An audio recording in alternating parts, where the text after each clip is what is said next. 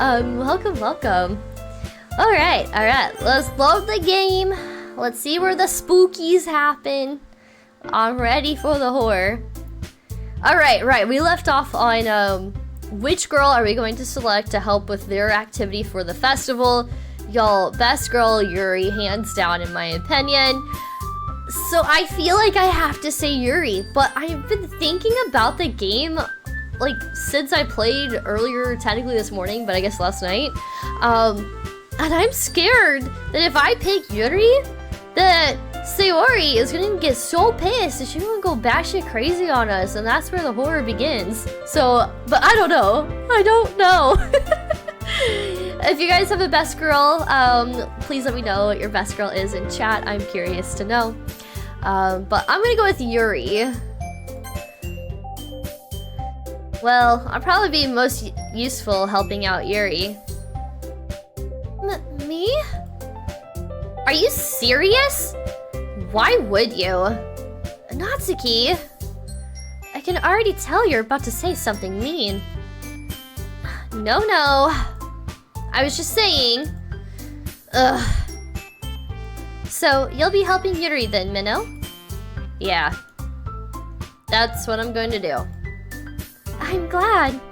I have a bad habit of overthinking these sort of things. So, I think your assistance would be very useful. That's great to hear. Natsuki, will you be able to handle the baking yourself? I mean, yeah. I already said I would be fine. Okay. Everyone can tell that Natsuki is feeling a little sour. So, is that everything we needed to go over? Yeah, that should be about it. Are you guys excited? Well, excited might not be the right word, but I suppose I'm looking forward to it a little bit. Do you feel the same way, Minnow? Me? I guess you could say I'm interested to see how it'll turn out. That's good enough for me. What about you, Natsuki? Natsuki? What? Why is everyone yelling at me? I didn't even do anything. No. That's not what I meant at all. Yuri anxiously glances between everyone in the room. I'm sorry for this. I don't really know why Minnow picked me. And also, your cupcakes are the best cupcakes I've ever had. Speaking of cupcakes, y'all, if you're new to the channel, feel free to go check out the channel point redemption. For 1 sprinkle, you can claim your daily cupcake. It is a great way to just stop by every time I'm streaming to check in, say hi, even if you gotta dip out, just grab your cupcake, say hi, that's all it's really there for. But also, there's some friendly competition amongst the server. Whoever has the most daily cupcakes by the end of the year will win a prize. Last year, it was so much fun. We did the daily cupcakes starting like in the halfway middle part of the year. So, but the winner had 76 cupcakes, which was Jay. And it was a lot of fun for my Christmas stream. I sculpted a cupcake for him, and he also got a Steam gift card, and it was a lot of fun. And I love any chance that I can to like reward you guys or like do giveaways and stuff like that. And so, if you like cupcakes and you want to stop in and say hi and get in on the friendly competition, then for 1 sprinkle or AKA channel points, you can go redeem that. So just letting you know to claim your daily cupcake. Alright. They go really well with my tea. And nothing that I do for the event will compare to that. So I get it. I'm kind of surprised though. Why? Well, I'm not one acting immature. Well, I'm the one acting immature. Kusuro! Hi! How's it going on the stream? How are you? Welcome back. I already know that, but you're trying to cheer me up all of a sudden. I know I'm not very good at it. I'm sorry if I said something bad. Natsuki isn't the only one surprised. Monica and I are also taken aback by Yuri's words. When she already has trouble with words, trying to cheer someone up must be far out of her comfort zone. But I begin to understand. Yuri was trying to sound like Sayori, Even if it didn't work perfectly, I can tell that she tried to say something Sayori would say at the time like this. Because Sayori always helps everyone smile and feel good about themselves. No! I kind of appreciate it. I'm sorry for making a big deal out of nothing. But I'm going to say this. You better bet that my cupcakes are going to be the best part of this whole event. I believe you. Yeah. I hope to see everyone do their best. But with that, there's nothing more for today. So I guess it's time for us to head out. Alright, let's get out of here then. Everyone picks up their things. I start to follow Monika and Natsuki out the door as they chat between each other.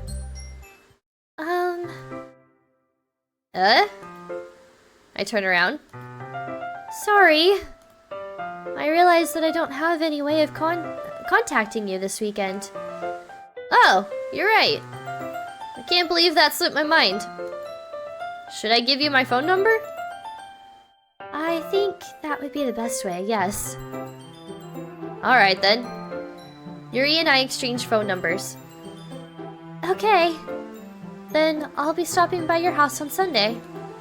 Eh? My house? Is that a problem? No, not at all. I just thought that I would be the one going to your house since I'm the one helping you. I suppose that makes sense.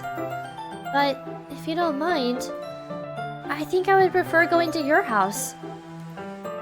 Alright. In that case, it won't be a problem. I decided not to press Yuri for a reason. It's not like it should matter much either way, so I'll just need to make sure my room is clean. I hope I managed to make myself useful in some way. I'm not nearly as creative as you are. Don't underestimate yourself, Minnow. You're the best Doki? Yes, agreed! Yuri is definitely best girl, at least for me. I think we'll make a very productive team. Even if you only choose me because you felt bad or something. Wait. You don't actually think that, do you?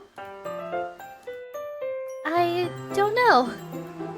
It's difficult to come up with any other reason you may have chosen me. You're forgetting the one reason with the most common sense. I chose to help you because that's what I want to do.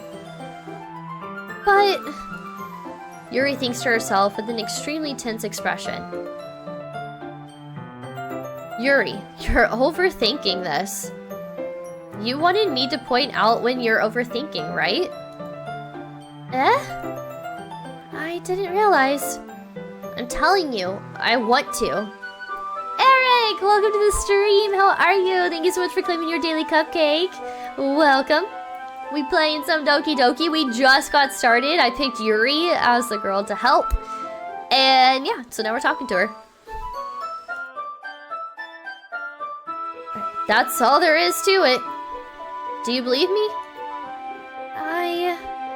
Yuri thinks really hard again. She looks straight into my eyes for a long while. I believe you. As if it took her tremendous effort, Yuri finally says that and relaxes her expression. And I'm really looking forward to Sunday. Yeah, I am too. After the exchange, I make my way out the door and Yuri follows. I can't believe this. Yuri is going to be coming to my house on Sunday? My anxiety shoots through the roof, even though I've gotten pretty used to handling her at this point. There's no telling what might end up happening when we're outside of school. More than that, she told me that she was looking forward to it. Is this a chance I have to make something happen between us? Or is it too early for that? Only time will tell. But until then, I won't be able to take my mind off it. I seriously can't wait. I wonder how Sayori is going to take this. It's already Sunday. I've been getting increasingly anxious about Yuri's upcoming visit. I keep telling myself there's no reason to be nervous, but it doesn't help much. Yuri is clearly an introvert and also an intimate person in general. There's no doubt that she'll open up a little bit when it's just the two of us. Meanwhile, we've even been texting occasionally. She was extremely apprehensive at first, but it wasn't long before I was already learning more about her. But putting Yuri aside, I haven't heard a thing from Sayori since she left the club early the other day. It's not like we text each other all the time or anything, but I've been worried about her in the back of my mind. Between what Sayori said and what Monika said, is it really okay for me to put Sayori's feelings aside when she might need me? I decide to visit Sayori before Yuri comes over. Rather than asking, I simply tell her I'm coming over, much like we've done in the past. Once I reach Sayori's house, I knock on the door before entering it myself. Again, we used to play so often that we've made it a habit of simply entering each other's houses like we were family. The house is quiet. Sayori isn't anywhere on the first floor, so I assume she's up in her room. It's already strange of her not to run down and greet me. I head up to her bedroom, where I finally find her. Sayori? Hi, Minnow! I sit down in her room. Sayori forces a smile, but it's easy to tell that she's different. There's a minute of silence between us. You haven't come over like this in a long time, have you? I guess you're right. It has been a long time. Not much has really changed, has it? Sayori's room is as messy as it's always been. I also recognize the same stuffed animals and wall decorations she's had for years now. If you came over more often, it wouldn't be such a mess. Bunny, hi! Welcome to the stream! Thank you so much for the lurk. I hope you're doing good. Welcome! How's your crafting going?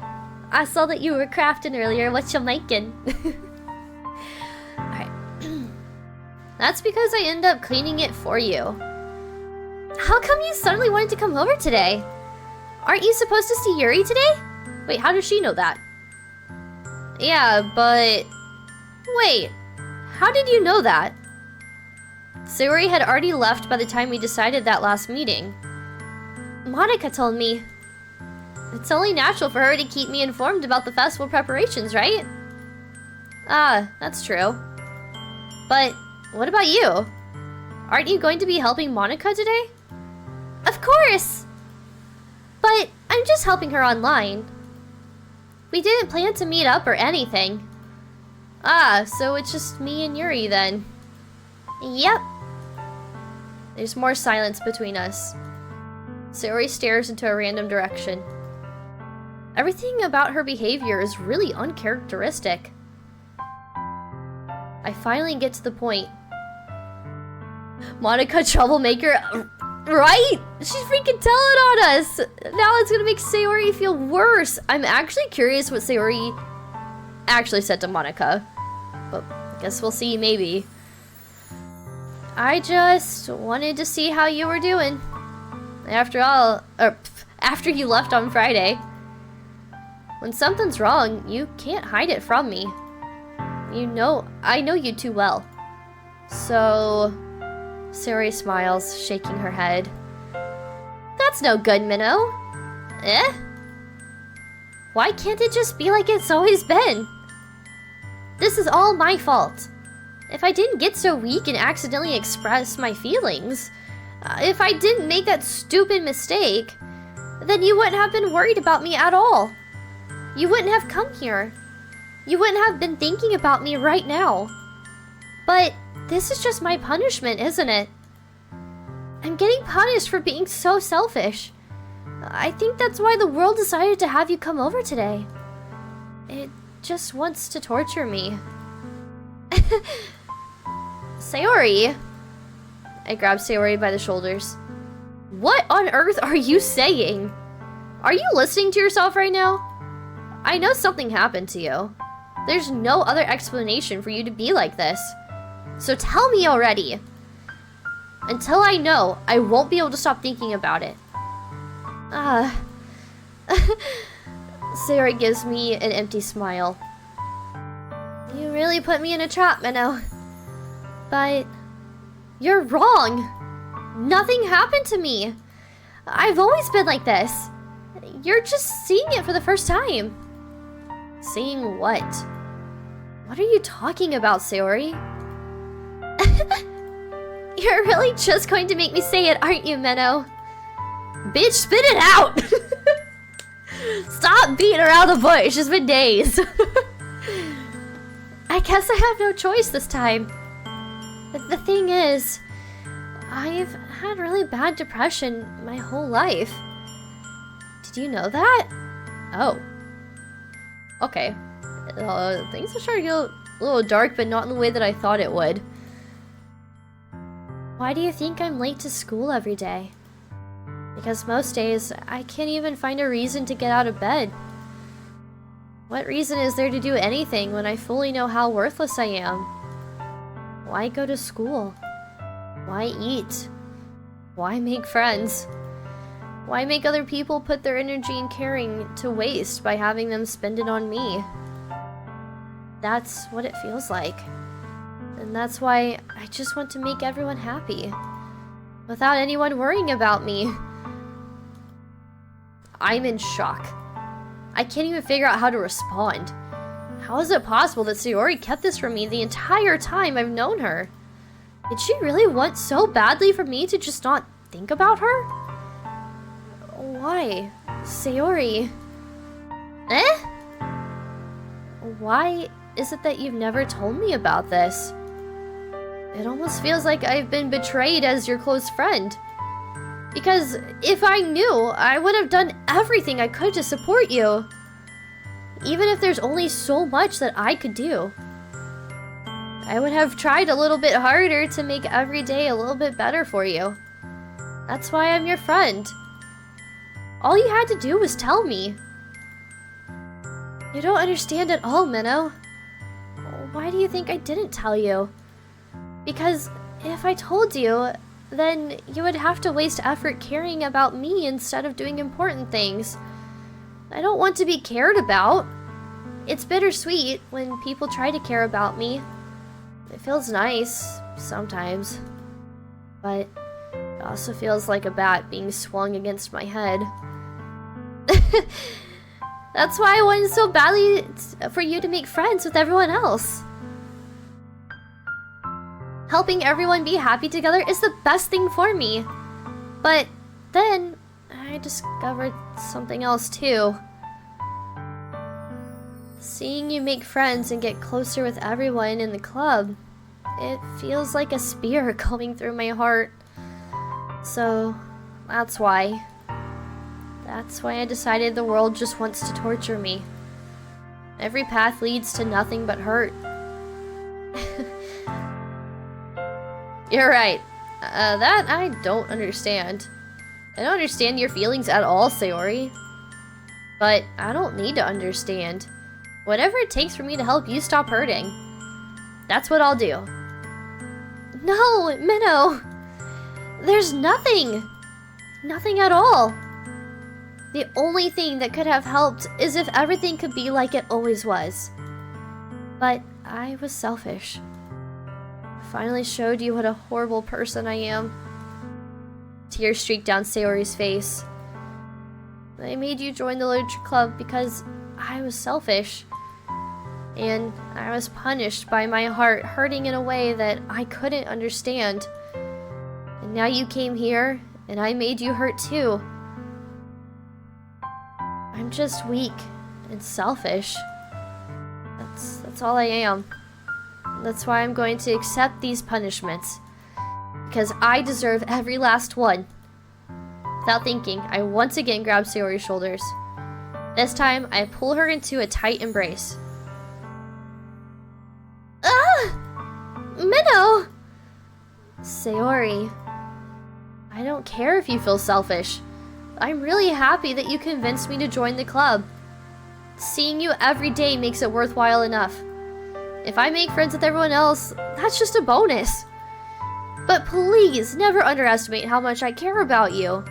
I wouldn't have it any other way. Minnow. Sayori isn't hugging me back. Despite my arms being wrapped around her, Sayori's arms remain at her sides. She starts sobbing next to my ear. No. Don't do this to me! Please, don't do this! Minnow, Sayori barely manages to speak between her sobs. I don't know if I'm doing the right thing, but all I want is for her to know that I care. No means no. We hella friend zone Sayori, but we still care about her. Just as a friend! You know? God, nothing hurts more than hearing those words, though. I've been there. Understanding a guy's struggle. Hey, girls get friend zoned too. I don't even want to tell you how many times I've been friend zoned. Alright. If you have it in you to call yourself selfish, then you have to let me be selfish too.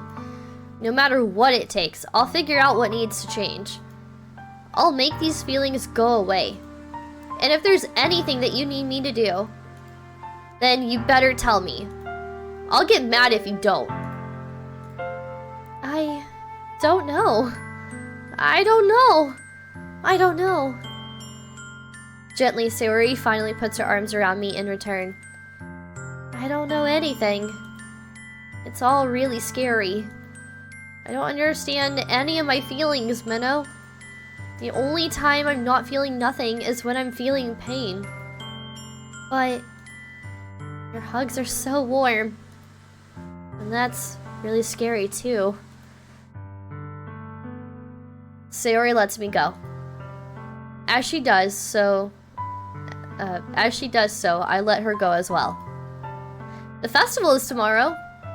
Yeah. It's going to be fun, right? Yeah. How would you like for me to spend it all with you?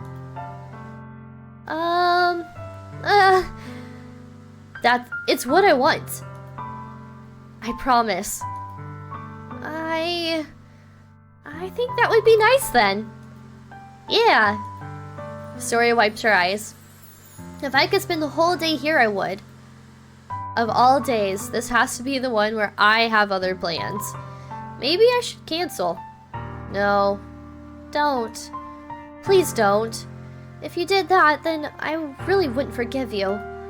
But it's almost time for Yuri to meet me at my house. At the very least, do you want to come along and help out? It would be fun. To my surprise, Sayori shakes her head. I'm sorry. I don't know if that would be very good for me today. You understand, right? It's kind of hard for me to fully understand. But I'm trying my hardest. It's okay. Don't worry too much about it. I'll see you tomorrow, okay? Alright. I look forward to it. I say goodbye to Sayori and exit her house. On the way home, I find myself still feeling uneasy. But it's hard for me to keep thinking about it when Yuri is about to come over too. I think Sayori is right. I shouldn't be worrying too much, and we're definitely going to have a great time tomorrow. Why do I feel like we're gonna have a horrible time tomorrow? I should just focus on what's ahead of me. As I approach my house, I see something that makes me feel a moment of panic. Yuri? Thank goodness. You're a little early. I'm sorry I wasn't home yet. Were you waiting for a long time? No, I just got here. But I started to get really nervous when nobody answered the doorbell. You always could have texted me. If I had known, I would have reassured you and hurried more on my way home. I suppose that's true. I didn't think of that for some reason. Should be common sense to do that, but I decided to ignore it. Anyway, let's go inside. She kind of makes me feel like Yunogasa in a way? Hear me out. Yuno acts very sweet, innocent. However, she is a little more extroverted than Yuri, but This girl is not on social media. Like, I mean, she got her phone, but she uses her phone to track every single movement of Yuki, and that's it. That's all she uses her phone for. She's so obsessed with one person. But that being said, I feel like the yandere girls always have pink hair, and that's not Yuri. So this may not be Yuri, but she does give me a little bit of Yuno vibes where, like, I think there's more to this than meets the eye. This could be a complete act. I don't know. I'm ready to have my mind freaking blown, but we'll see. I don't think... Maybe the story's not that deep, so I don't know.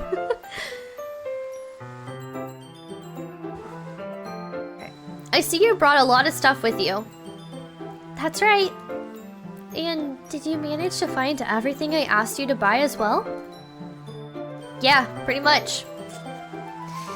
At least I hope I got everything right. I'm sure it will be fine. I take Yuri to my room. Ooh. The first thing she does is glance around curiously, which makes me feel anxious. It's so clean. I cleaned it before you came over, so... That's very considerate of you to do. No.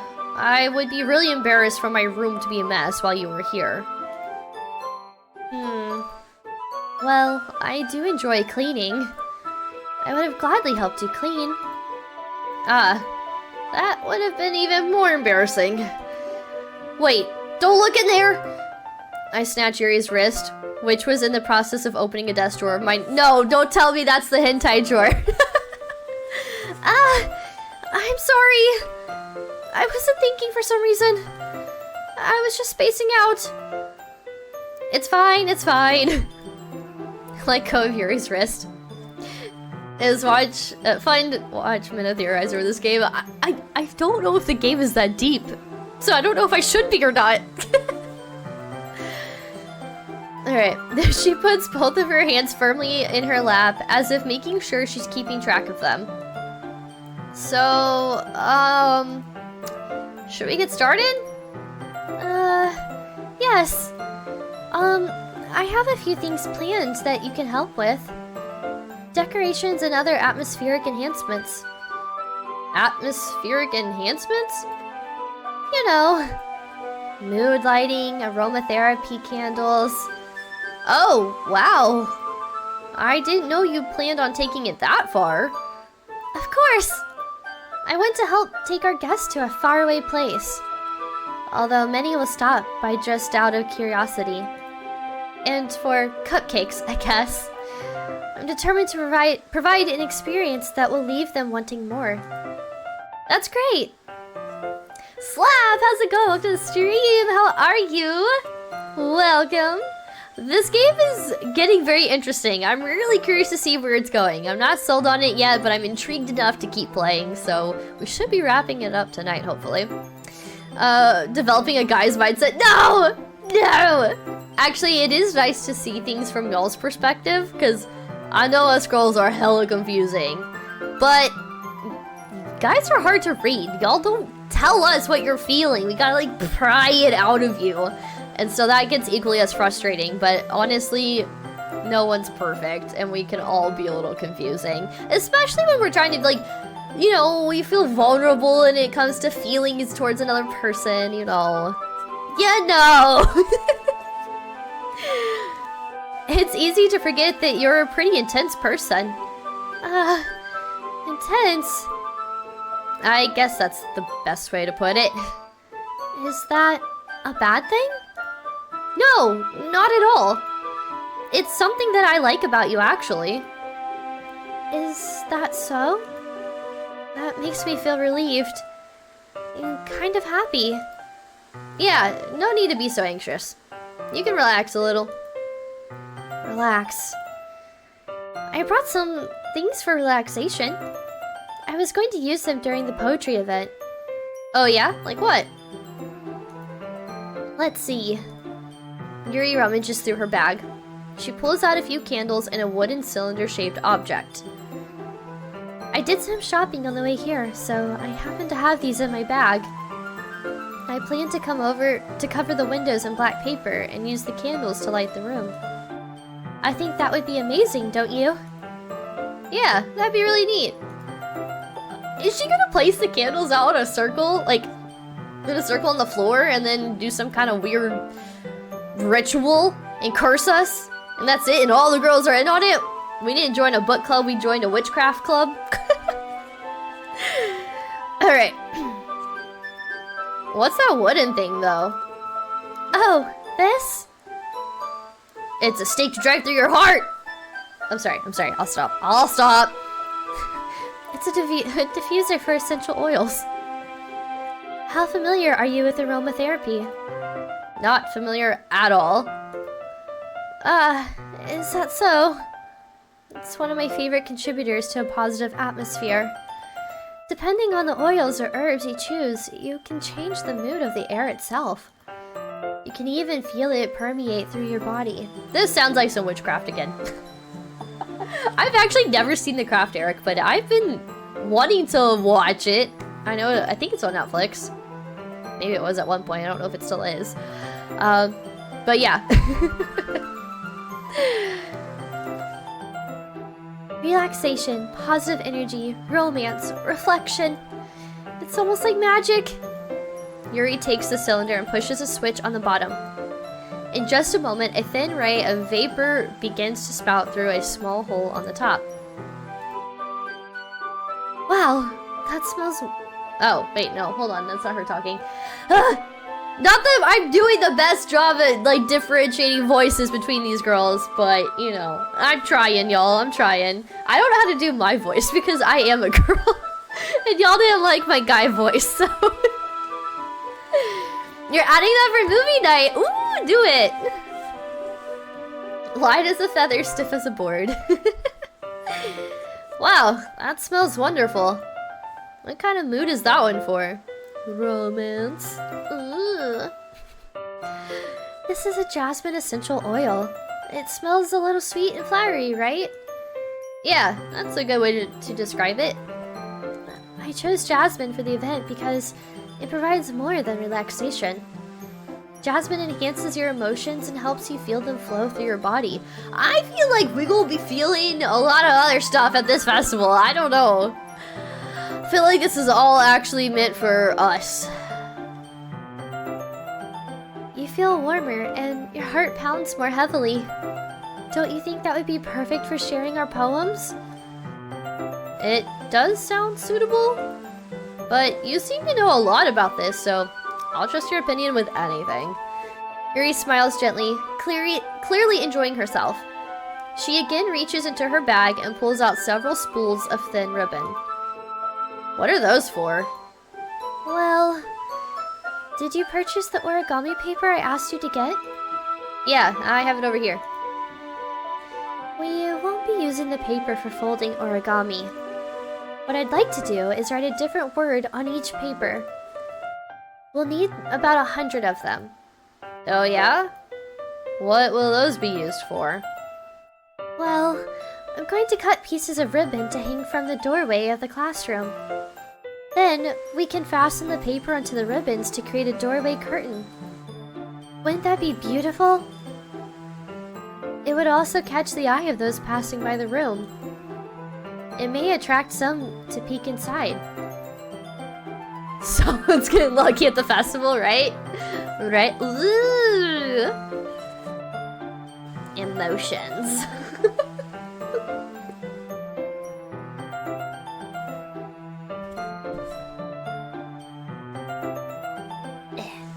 Alright, I gotta readjust. Hold on. Okay. That's really creative. I had no idea you'd be so good at this, Yuri. Is that so? Well, I suppose I do get a little intense, as you'd put it. Yuri giggles with red cheeks. Is it just me, or is she more relaxed than when it's just the two of us? Or maybe it's the excitement she feels from sharing something that she enjoys. Here's a marker, Minnow. You can write any characters you want. I'll help you once I finish cutting the ribbons. Alright. Sitting on the floor together, the two of us get to work. I carefully draw a different character on each paper, doing my best to manage my bad handwriting. Yuri unravels a long strand of red ribbon to her desired length. Then she reaches into her bag once more and pulls out a pocket knife. What the fuck? Why are you carrying a pocket knife for arts and crafts? What kind of crafts are these? She don't have scissors? The knife is strangely beautiful. The silver handle has an intricate pattern of waves etched into it. The blade itself is gently tinted blue. I swear to God, hold on. What if this is less about us and more about Sayori, and they're gonna like sacrifice Sayori and I gotta like go save her? That's no ordinary pocket knife. It looks really fancy. Well... Embarrassed, Yuri looks away. What is it? You're going to think it's weird. Yuri, whatever it is, I have no reason to judge. To each their own, you know? If you promise you won't be weirded out. Yeah, I promise. Alright. The thing is, I'm kind of into knives. Red flag! Red flag! Red flag! No! Damn, stalker, and a pocket knife seems like you're right. This girl's like, you know, right? I'm telling you! I'm getting some Yuno vibes from her. I should have dressed as Yuno for this. Alright. They're just so pretty. I can't help it. Girl, you crazy. Things not to say on a first date. I don't know what it is. I can't stop laughing. Okay. The combination of craftsmanship and feeling of danger? Maybe. Ooh, this girl. Maybe she's kinky. That's what it is. What I'm saying... Please don't think I'm weird for this. You're laughing at me. No, I'm not laughing at you.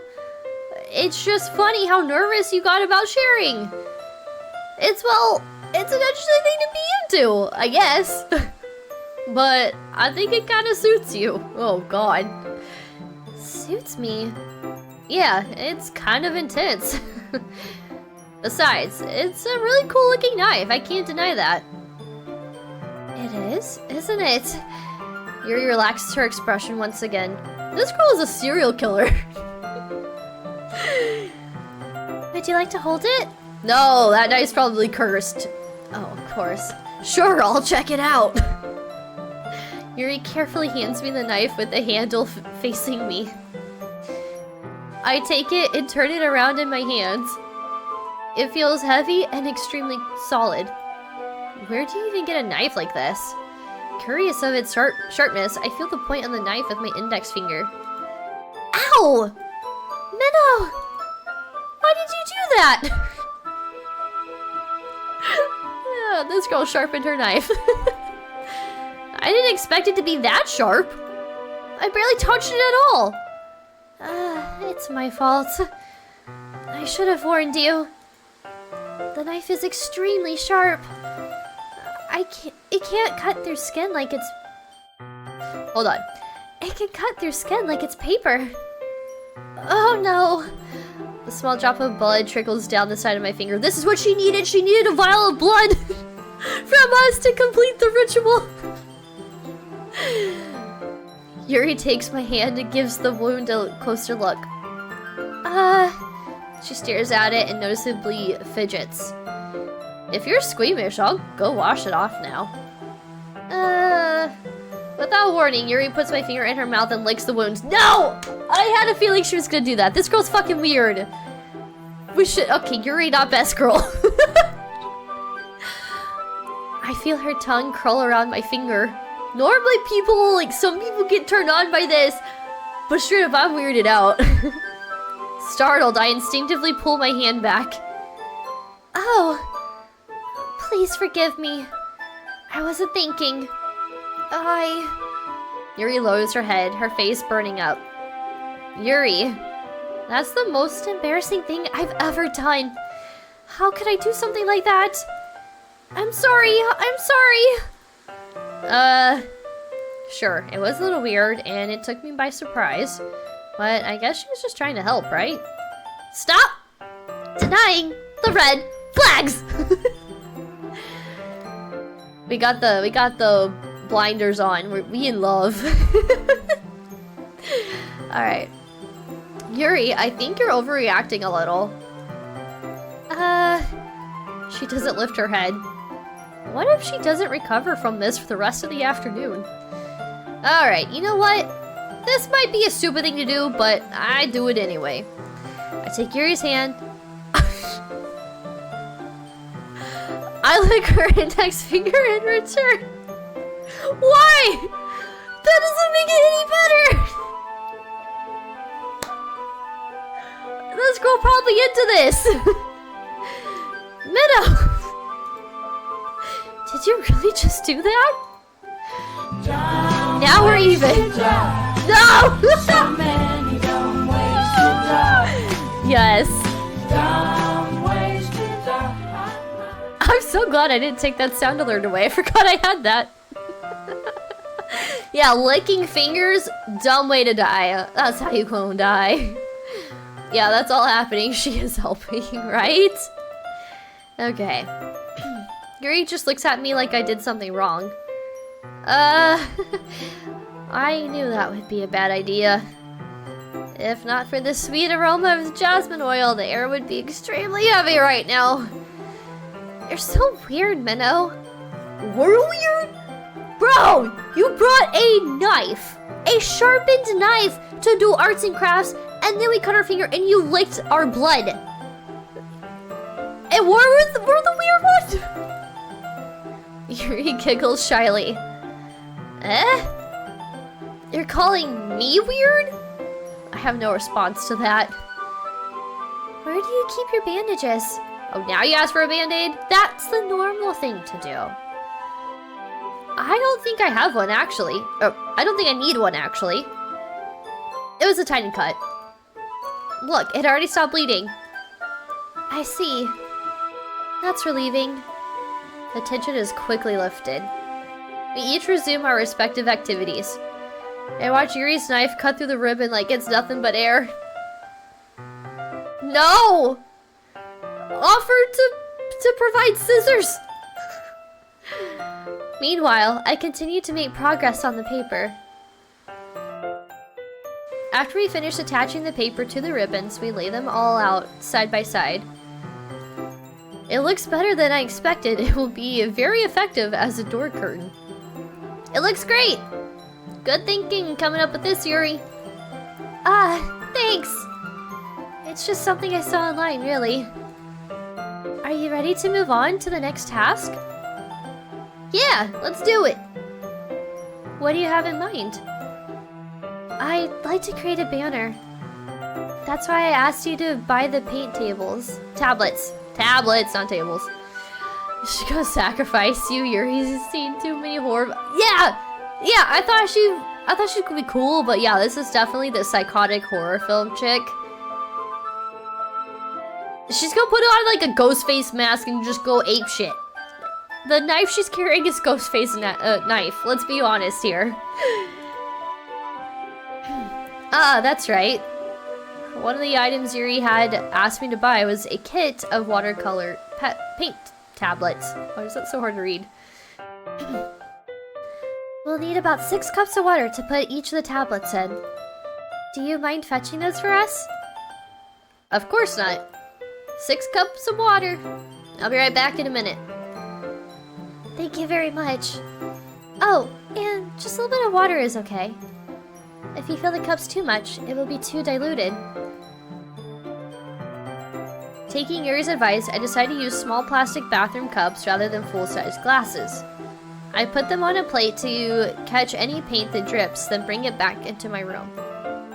Yuri? Yes? I come in to see Yuri quickly unrolling her sleeve, pulling it back over her arm. Was she cutting herself? What was she doing? Nothing. Your face is a little red. Is it too hot in here or anything? No, not at all. There's nothing wrong, so let's mix the paint. Yuri hurriedly dismisses me, and she's mixing her blood together or something, right? She's up to something weird. Yuri hurriedly dismisses me and takes it upon herself to unwrap the tablets, dropping them into the cups.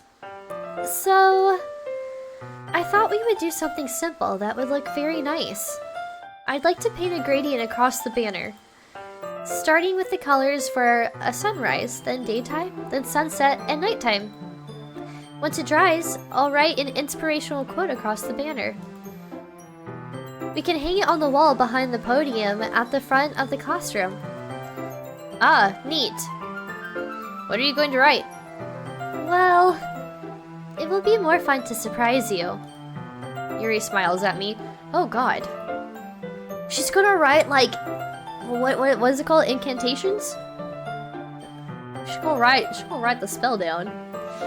She got a taste of our blood. She's gonna write down a spell, like, yo, she set up to sacrifice us.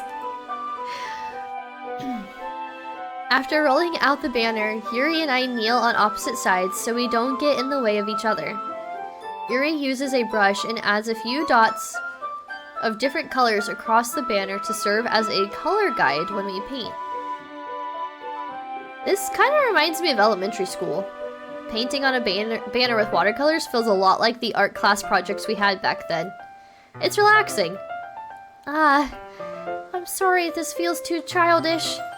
No, I didn't mean that at all. It's kind of fun, you know? You know. Gasai vibes. Yeah, it's fun. I'm glad you feel that way too. Yuri stops painting for a moment, thinking to herself. For me, I don't need to go out and do crazy things to have fun. In fact, I usually don't even want to. I just like when I can spend time with one other person. What? Even if it's something simple like reading, it doesn't even matter if we don't talk much. Just having a friend next to me makes things feel a little bit nicer. I think that's all it takes for me to be happy. Is that so? She's basically saying, I'm not like the other girls, I don't need to go partying, I like to stay home, I like to read books, I watch my horror movies, and play with my knives, no big deal.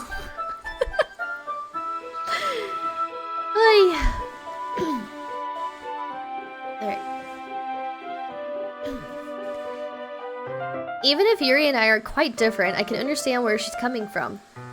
I feel that way about things like anime and games, where simply sharing the experience with someone can make me happy.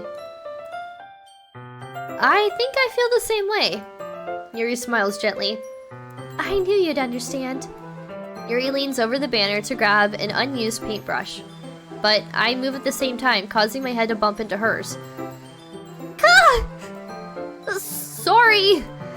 Yuri reels back, and I quickly lift my hands in surprise. Are you hurt? No, I'm not hurt. It just startled me, that's all. This is like a freaking anime scene. Sorry, I should have asked you to get it for me. It's not your fault. Your face! There are droplets of paint on Yuri's face and neck. Is there something on my face? Yeah, I accidentally got paint on you. Sorry, it's totally my fault. I'll get a towel right away. I rush out and fetch a small towel, then I dampen it with hot water. I return to my room and kneel back down in front of her. Here. Oh, no, here! I pat Yuri's face and neck with the towel. Is something wrong? It's hot. I just didn't expect it. Sorry. I didn't want to use cold water.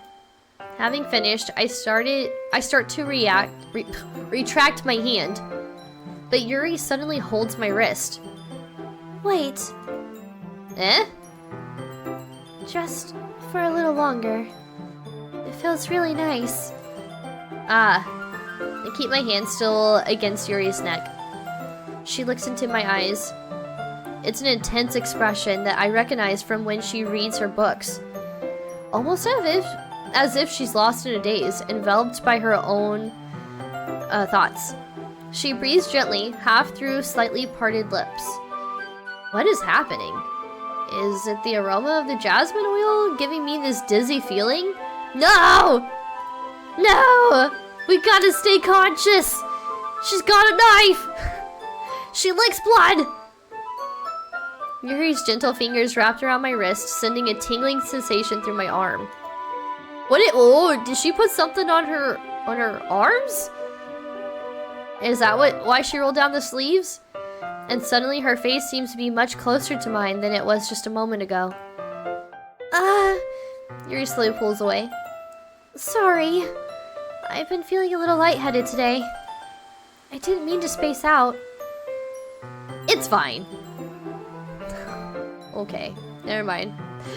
My brain jumped the gun a little bit. I'm on edge, okay?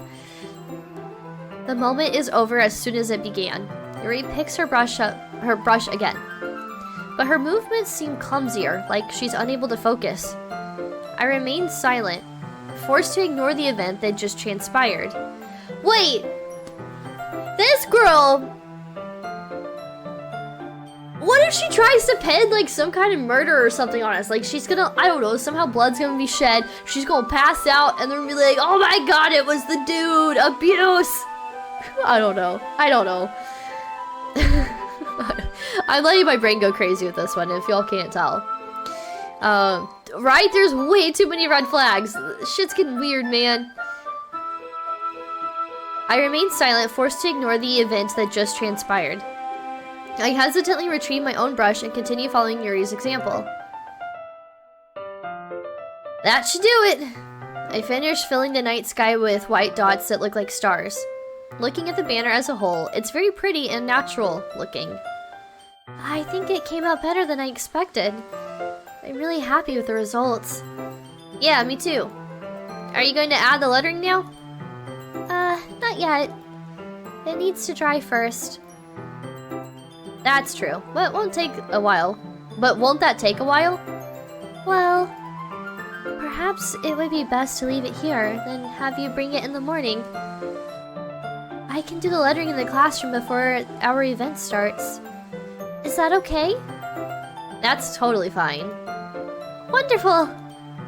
In that case, I don't think there's anything more for us to do here. Phew.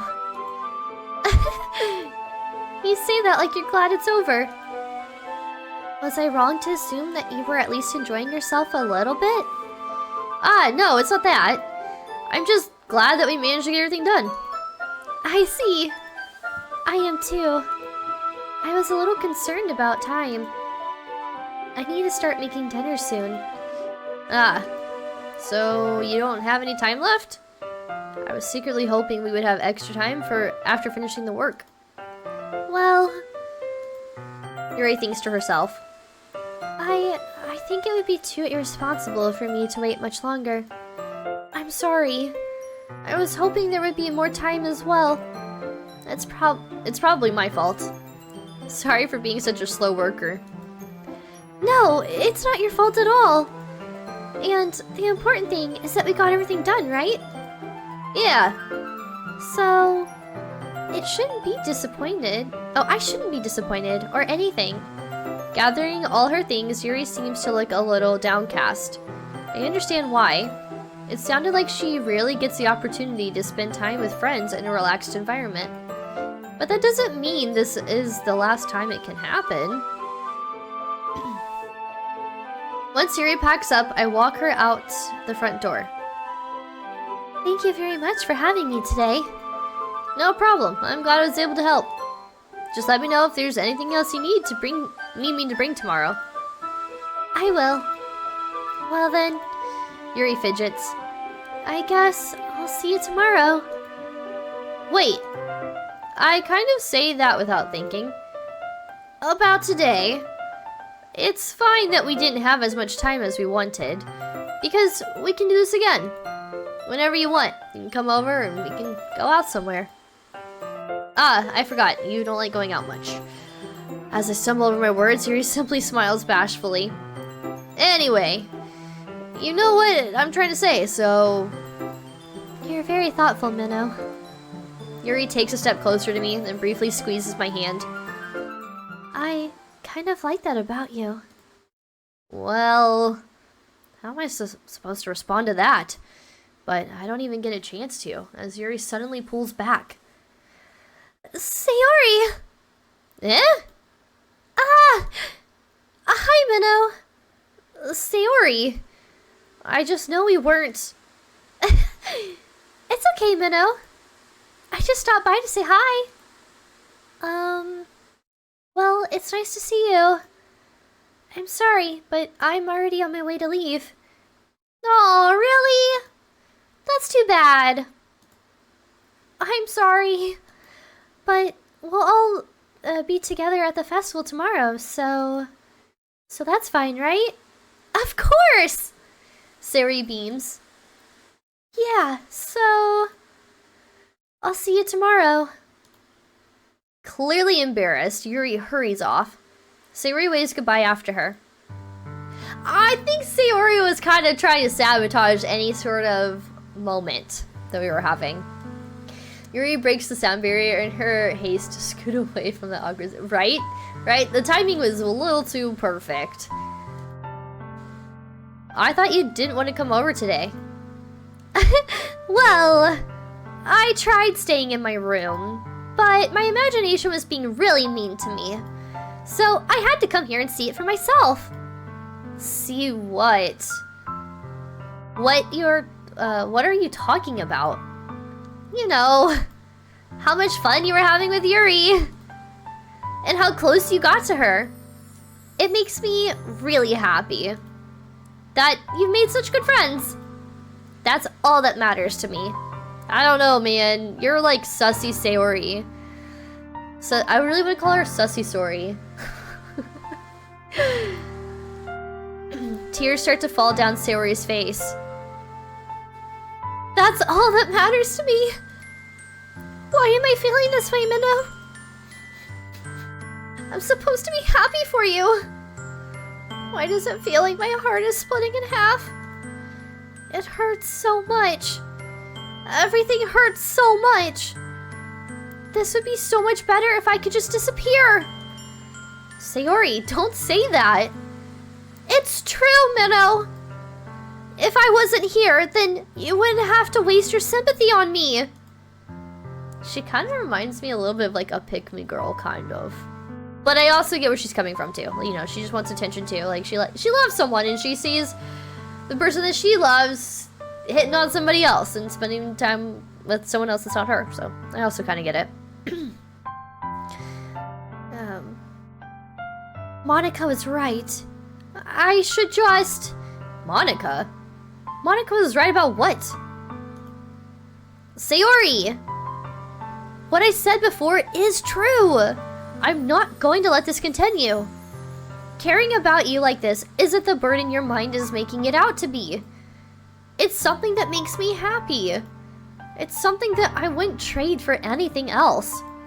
So, even if it takes an entire lifetime, I'm going to be by your side until you don't feel any more pain. But... Sayori looks away. I put a hand on her shoulder to reassure her. I'm scared, Minnow. I'm really scared. What are you scared of, Sayori? I'm scared that I might like you more than you like me. Sayori. It's true, isn't it? I was weak and started to like you too much. I did this to myself. Minnow, I like you so much that I want to die. That's how I feel. And... That's enough, Sayori. I don't want you to hurt anymore. I slide my hand down Sayori's arm and squeeze her hand in my own. Do you remember how I said I always know what's best for you? Do you still believe me?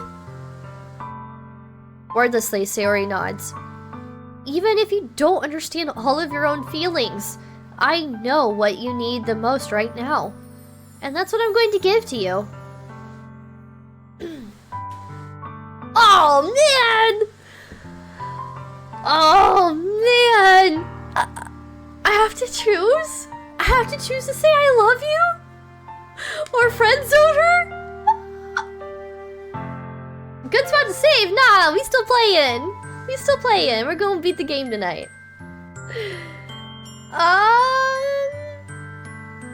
Fuck.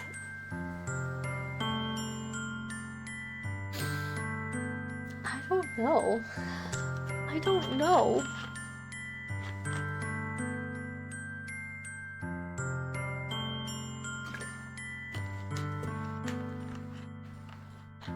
I kind of have to say, Sayori kind of got to me.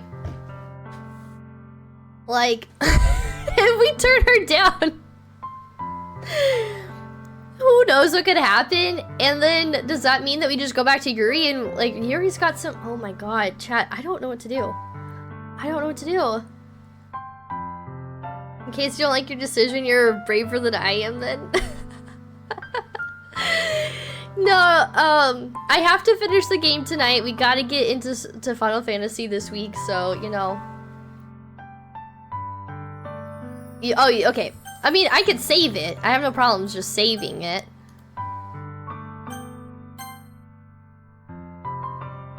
Oh, yes. Alright.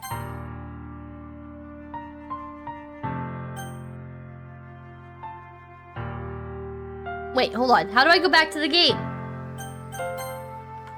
Oh, okay, okay. There we go, there we go.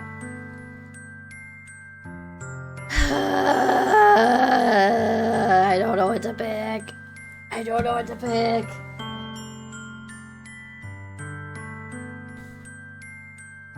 I kind of want chaos to ensue. And I kind of want to, like, friend zone her.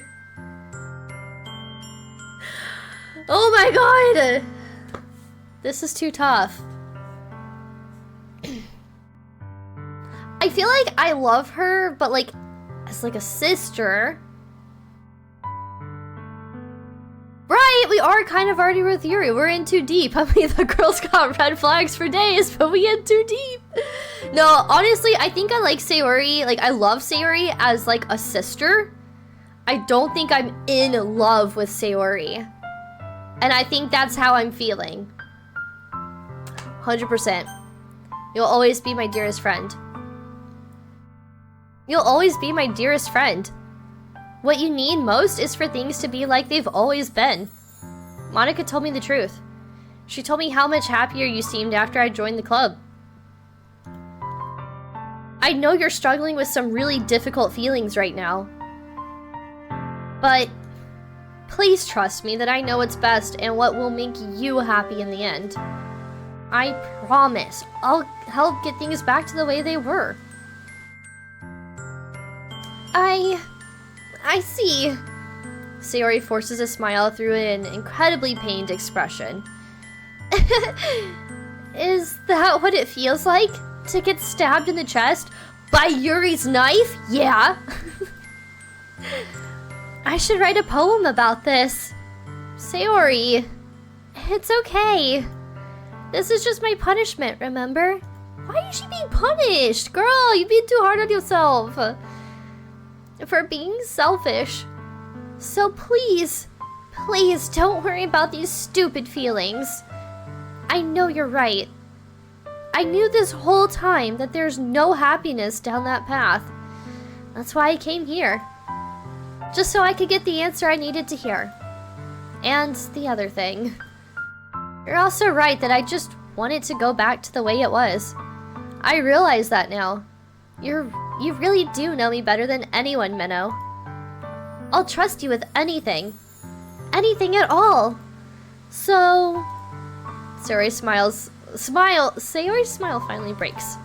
All of a sudden, she turns around and drops to her knees. Ah! Clutching her head with both hands, she screams as loudly as she can.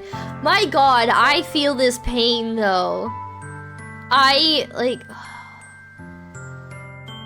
relate to this so hard. It was really tough to friend zone her, but like, you turned her down. I know, it pains me, but I don't love her that way. Yuri's best girl. Well, I don't know about that now. But we in too deep with Yuri. We can't just flip the script. That is true. You cannot cure depression with romantic love. That is so true. You have to learn how to love yourself first before anyone can love you. But I was head over heels for this guy years ago. Head over heels, y'all. Like, I didn't have a crush near as big as I did on this guy at this point in time of my life. And he really tried to like me. He really did. And ultimately I got friend zoned. He told me he just doesn't feel that way. And it hurt. It hurt like hell. So like I understand how Sayori feels, but I wasn't depressed at that time. So this isn't coming from like depression or anything like that. I just actually really liked this guy. He was a good friend of mine at that time. And whew, I feel it. So it really sucks to friend zone somebody. Like my best friend. Was it the finger licking? Yeah, the finger licking was real good. It's finger licking good. I'm so shocked that I don't know how to react. Sayori looks over her shoulder and flashes me one more weak smile before turning around and running off. Sayori! I'm left helplessly standing in the front of my house. Why am I feeling so horrible about this? There's nothing more that I could have done. There's more. The most I can do is support Sayori through her feelings and help her on the path that's right. But I'm having as much trouble understanding Sayori's feelings as she is. Even though I can comfort her, I keep wondering if I should be doing something more or something different. I know these thoughts will continue to plague me until things are back to the way they were. I'm going to give it everything I've got. Sayori will always be my dearest friend.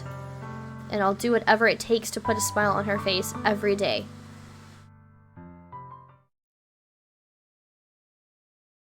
It's the day of the festival. Of all days, I expected this to be the one where I'd be walking to school with Sayori.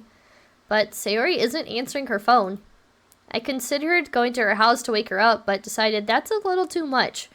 Meanwhile, the preparations for the event should be nearly complete. The banner Yuri and I painted is dry, and I gently roll it up to take it with me. She sent me a pleasant text reminding me not to forget anything, and I reassured her. Funnily enough, I probably feel the same way as Natsuki about the event. I'm more excited for it to be over so I can spend time with Sayori and Yuri at the festival.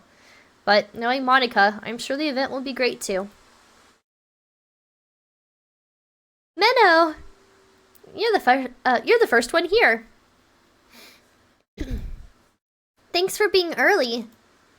That's funny. I thought at least Yuri would be here by now. Monica is placing little booklets on each of the desks in the classroom. They must be the ones she prepared that have all the poems we're performing. In the end, I found it. You know what has poems? You know what rhymes? Spells. Spells, guys. They're gonna cast a spell on somebody and shit's gonna happen. In the end, I found a random poem online that I thought Monica would like and submitted it. So, that's the one I'll be performing. I'm surprised you didn't bring Sayori with you. Yeah, she overslept again. That dummy. You'd think that on days this important, she'd try a little harder. I say that, but I suddenly remember what Sayori told me yesterday. And I suddenly feel awful knowing it's not nearly that simple for her. I only said it because it's the way I'm used to thinking. But maybe I should have gone to wake her up after all? You should take a little responsibility for her, Menno. I mean, especially after your exchange with her yesterday. What the fuck? Man, these girls talk. Girls talk, man. I'm telling y'all, girls talk. You kind of left her hanging this morning, you know? Exchange? Monica, you know about that? Of course I do. I'm the club president after all. But no, that doesn't mean you gotta know these things. But I stammer, embarrassed. Did Sayori really tell her all about it that quickly? about how I basically turned down her confession? That makes me really seem like the bad guy here. But I'm the only one who knows what's best for her, right? Sayori seems like the only normal person so far. Like, now Monica seems a little weird. Jeez. You don't know the full story at all, so... Don't worry. I probably know a lot more than you think. Creeper! Eh? Monica is being as friendly as usual, but for some reason I felt a chill down my spine after hearing that. Hey, do you need to check out the pamphlets? They came out really nice. Yeah, sure. I grabbed one of the pamphlets laid out on the desk. Oh yeah, they really did. Something like this will definitely help people take the club more seriously. Yeah, I thought so too. Yo, Cat Lord, how's it going? Welcome to the stream. How are you? I flipped through the pages. Each member's poem is neatly printed on its own page, giving it an almost professional feel. I recognized Natsuki's and Yuri's poems from the ones they performed during our practice. What's this? I flipped to Sayori's poem. It's different from the one she practiced. It's one I haven't read before. Get out of my head, get out of my head, get out of my head, get out of my head, get out of my head, get out of my head, get out of my head, get out of my head! Get out of my head! Get out of my head before I do what I know is best for you. Get out of my head before I listen to everything she said to me. Get out of my head before I show you how much I love you. Get out of my head before I finish writing this poem. This poem is never actually finished. It just stops moving. Jesus. Whew. That girl needs more than a hug. What is this? Reading the poem, I get a pit in my stomach. Menno? What's wrong? Nothing. This poem feels completely different from everything else Sayori's written. But more than that, I changed my mind. I'm going to go get Sayori, so... well, alright. Try not to take too long, okay?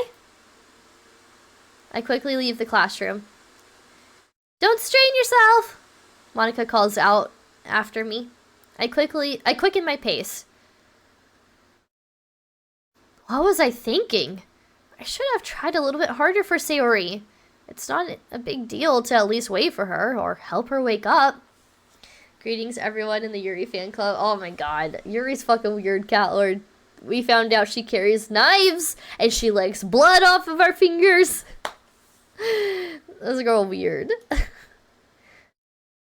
Even the simple gesture of walking her to school makes her really happy. Besides, I told her yesterday that things will be the same as they always have been. That's all she needs, and that's what I want to give her. Part of that is weird. It was the context in which it all happened. Who brings freaking knife to do arts and crafts? The non-vampiric part, right? Honestly. I reach Sayori's house and knock on the door. I don't expect an answer, since she's not picking up her phone either. Like yesterday, I open the door and let myself in. I'm really scared. What if we find Sayori, like, unalived? I'm not ready. I don't want to lose my dear friend, and it would be all my fault because I turned her down. Yo, Pat, how's it going? Welcome to the stream. How are you? Just want to stop by for a bit and see if you're feeling any better from the evil COVID virus. I'm feeling a lot better today. I feel like each day I'm getting a little bit better. If I do any strenuous task, like going up and down the stairs, so that's more like simple. If I do any simple tasks that does not involve laying down or sitting down, my body still feels extremely exhausted and I get short-winded. But other than that, I'm feeling okay. I'm feeling a lot better. And yeah, but I'm not out of the clear yet, so we'll see. I guess in the next couple of days, I'll take my second COVID test to make sure that I am fully over the Rona. Hey, Weeb, how's it going with the stream? How are you? I heard there were shiny objects in this live stream. Where are they? I'm the shiny objects. You see me shimmering? I'm kidding. Never said she wasn't, just said that licking blood off people's fingers is a little off-putting. Wait, hold on. I'm not hearing a compelling argument. Yuri remains best girl. Kusro Galler is just giving you a hard time. When I had COVID, the second dose of the vaccine kicked me in the butt worse than the... Yeah, the second COVID vaccine was awful. The first one wasn't so bad. Don't spoil it. Okay. Let's see if Sayori is okay. Sayori? She really is a heavy sleeper. I swallow. Can't believe I ended up doing this after all. Waking her up in her own house? Isn't that more like something a boyfriend would do? In any case, it just feels right. Outside Sayori's room, I knock on her door. Sayori! Wake up, dummy! There's no response. Oh boy. I really didn't want to have to enter her room like this. Isn't it kind of a breach of privacy? But she really leaves me no choice.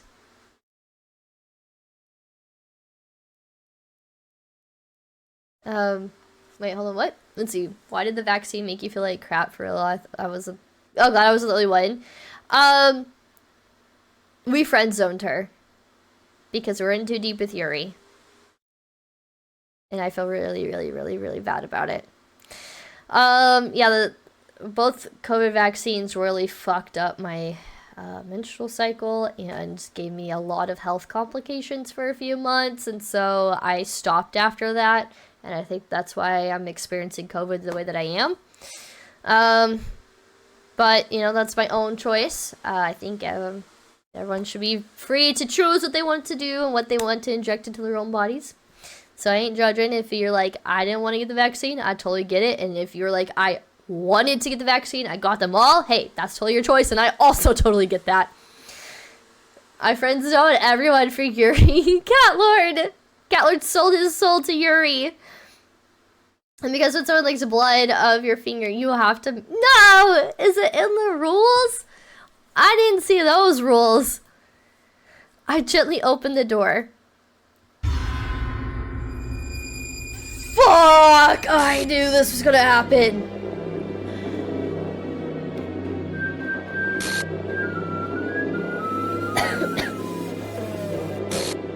Fuck.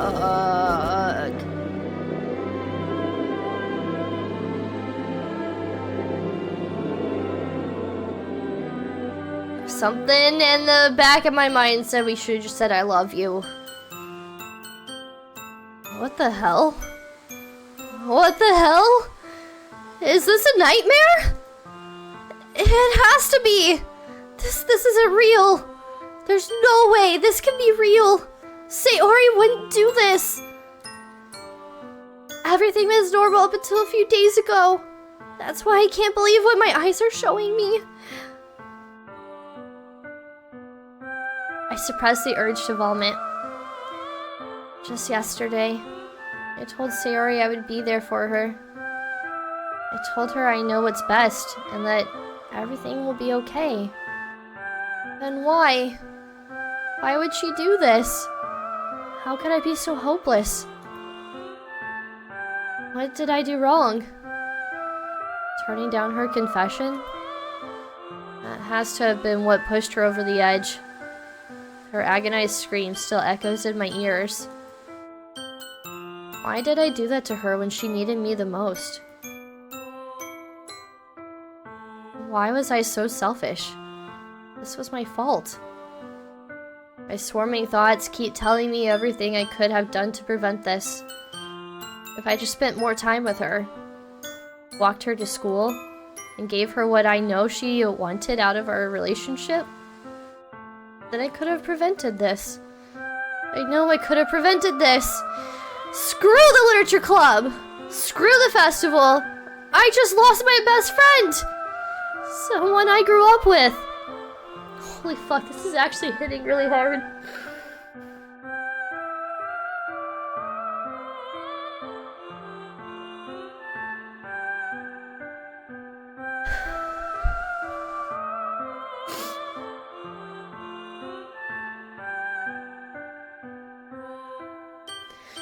She's gone forever now. Nothing I can do can bring her back. This isn't some game where I can reset and try something different. I had only one chance and I wasn't careful enough. And now I'll carry this guilt with me until I die.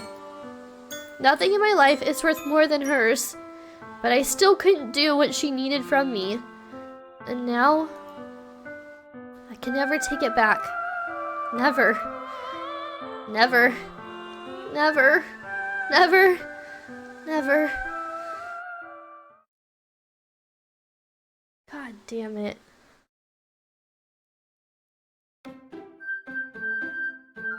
Why does it go back to a happy song? That's not cool. Oh my god. Was she always distorted looking like that? Fuck, now I want to play this again and like... now I want to like not reject her. And then I also want to know what happens if I pursue the other girl. I guess it would be somewhat about the same. Why? I don't understand my t-shirt. Yeah, I saved. Oh, the game's not over? Oh.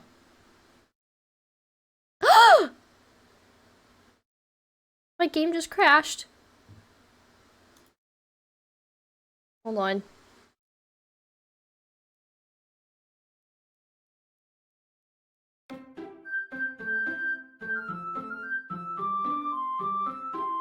Well, I didn't save like just now, but I did save. Okay. Whew, thank God! Thank God! Okay. Is this fancy writing? Oh, y'all can't really see because of chat. The game does crash when you end it. No big. Oh, I got a long way to go.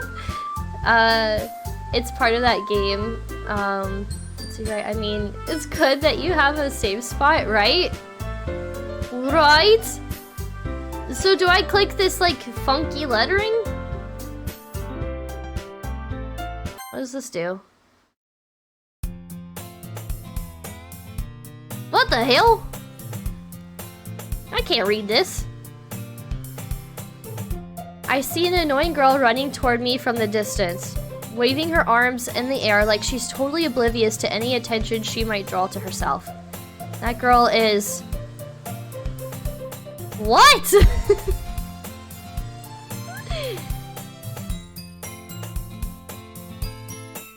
Continue. Oh. Okay. Continue on my courtship with Yuri. I don't know about that though.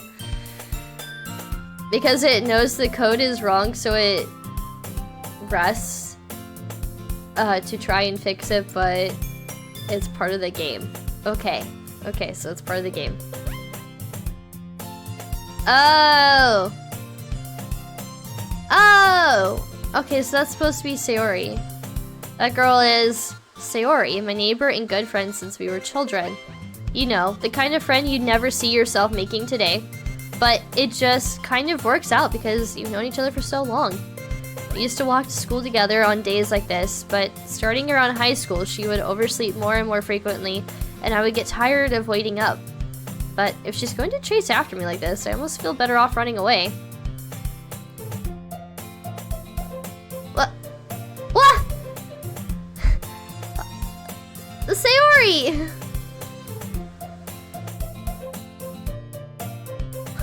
Huh? Chat, you're crazy! Sayori!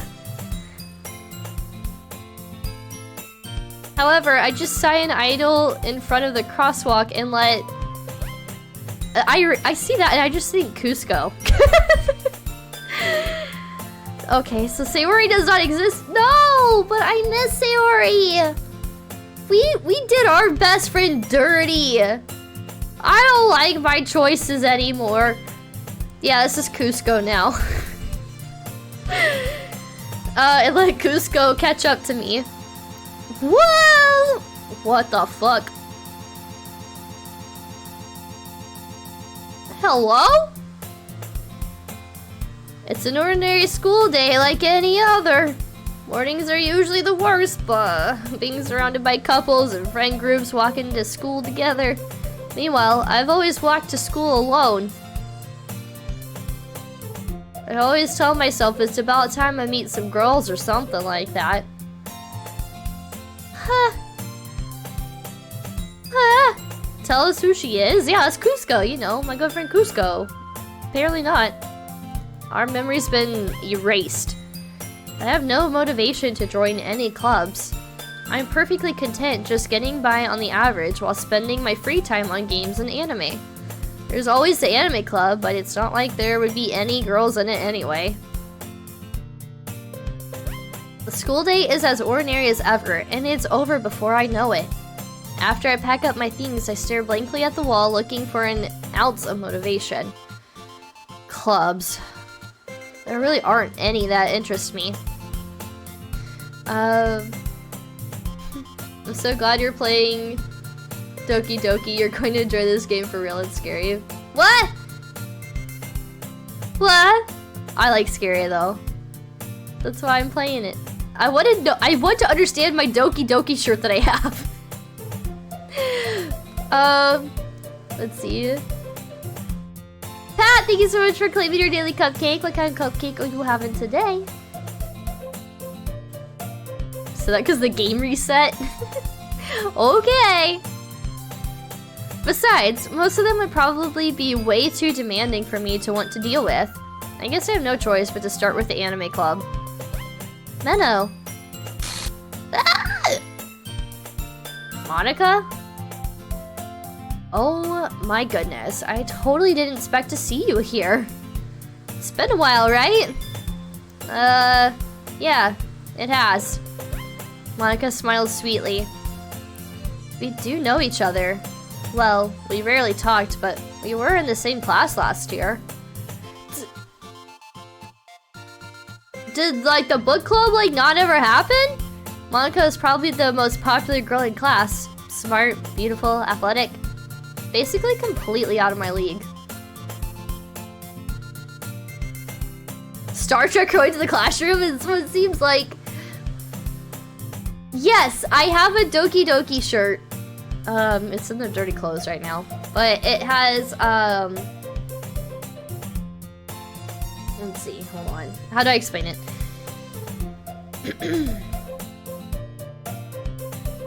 I gotta look at a picture I recently took wearing it.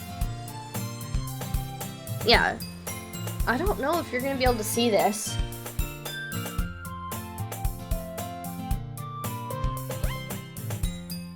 It's from Spencer's.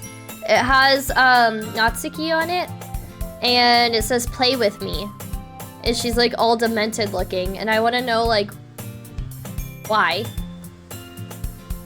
I bought it not knowing it was a Doki Doki shirt. It just was like creepy anime girl. I was like, yeah, that's my vibe. So you will see in due time. Okay. Basically, completely out of my league. So, having her smile at... Wow, sorry, I just got a series of hiccups and burps. Okay. So, having her smile at me so genuinely feels a little... What did you come in here for anyway? Oh, I've just been looking for some supplies to use for my club. Do you know if there's any construction paper in here? Or markers? I guess you could check the closet. You're in the debate club, right? About that, I actually quit the debate club. Really? You quit? Yeah. To be honest, I can't stand all the politics around the major clubs. It feels like nothing but arguing about the budget and publicity and how to prepare for events. I'd much rather take something I personally enjoy and make something special out of it. In that case, what club did you decide to join? Actually, I'm starting a new one. A literature club. Wow, like what? The timelines. It hasn't even started yet. Literature? That sounds kind of dull. How many members do you have so far? It's kind of embarrassing, but there are only 3 of us so far. It's really hard to find new members for something that sounds so boring. Well, I can see that. But it's really not boring at all, you know? Literature can be anything. Reading, writing, poetry.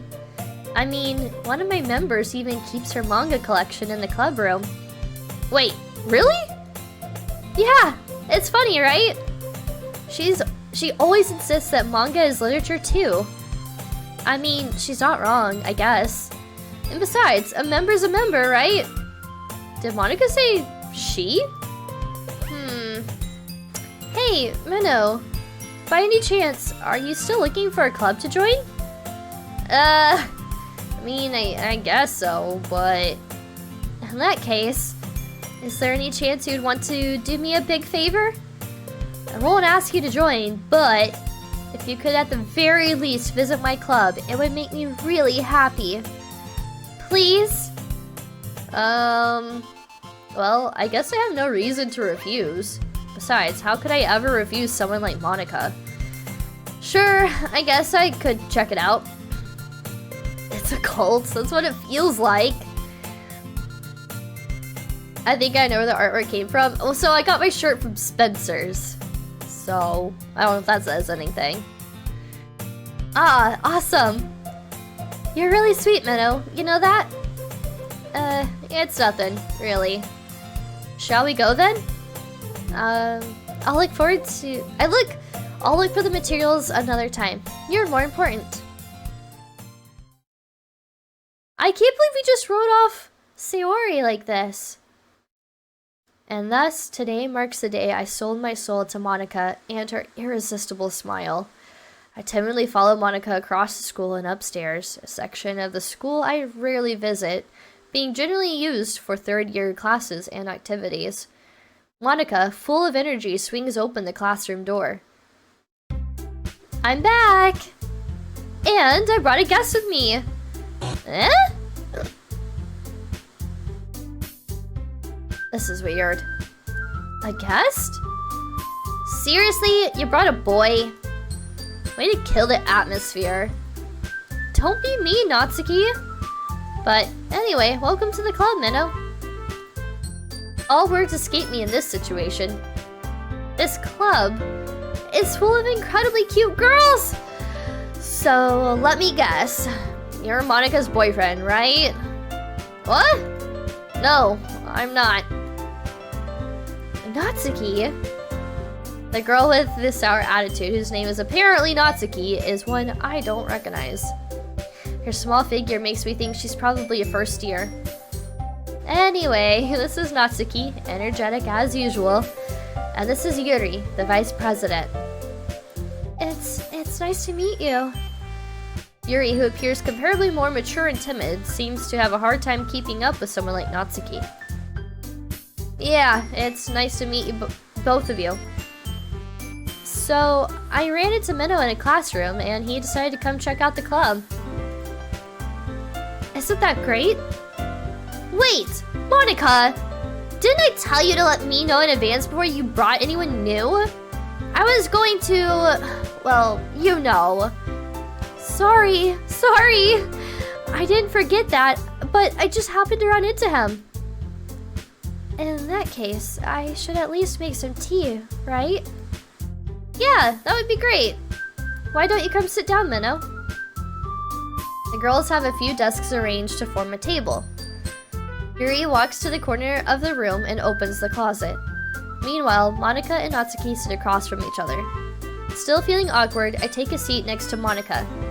So, I know you didn't really plan on coming here, but we'll make sure you feel right at home, okay? As president of the Literature Club, it's my duty to make the club fun and exciting for everyone. I'm surprised there aren't more people in the club yet. Must be hard to start a new club. You could put it that way. Not many people are very interested in putting out all the effort to starting something brand new. Especially when it's something that doesn't grab your attention, like literature. You have to work hard to convince people that you're both fun and worthwhile. But it makes school events like the festival that much more important. I'm confident that we can all really grow this club before we graduate. Right, Natsuki? Well, I guess. Natsuki reluctantly agrees. Such different girls, all interested in the same goal. Monika must have worked really hard just to find these two. Yuri returns to the table, carrying a tea set. She carefully places a teacup in front of each of us before setting down the teapot in the middle. You keep a whole tea set in this classroom? Don't worry, the teachers gave us permission. Monika and Yuri are best girls. I kind of like Natsuki's feisty, like, attitude. A smidge. After all, doesn't a hot cup of tea help you enjoy a good book? I guess. Don't let yourself get intimidated. Yuri's just trying to impress you. That's not... Insulted, Yuri looks away. I meant that, you know, I believe you.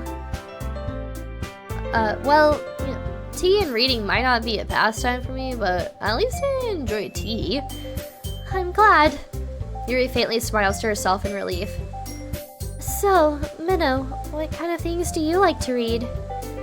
Well, considering how little I've read these past few years, I don't really have a good way of answering that. Manga? I mutter quietly to myself, half joking. Natsuki's head suddenly perks up.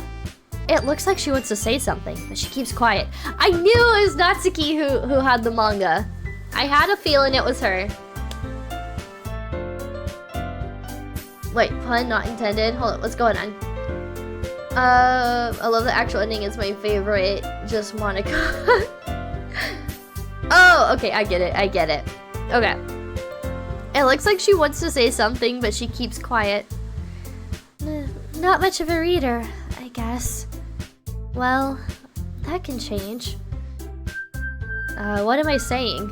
I spoke without thinking after seeing Yuri's sad smile. Anyway, what about you, Yuri? Well, let's see. Yuri traces the rim of her teacup with her finger. My favorite are usually novels that build deep and complex fantasy worlds. The level of creativity and craftsmanship behind them is amazing to me. And telling a good story in such a foreign world is equally impressive.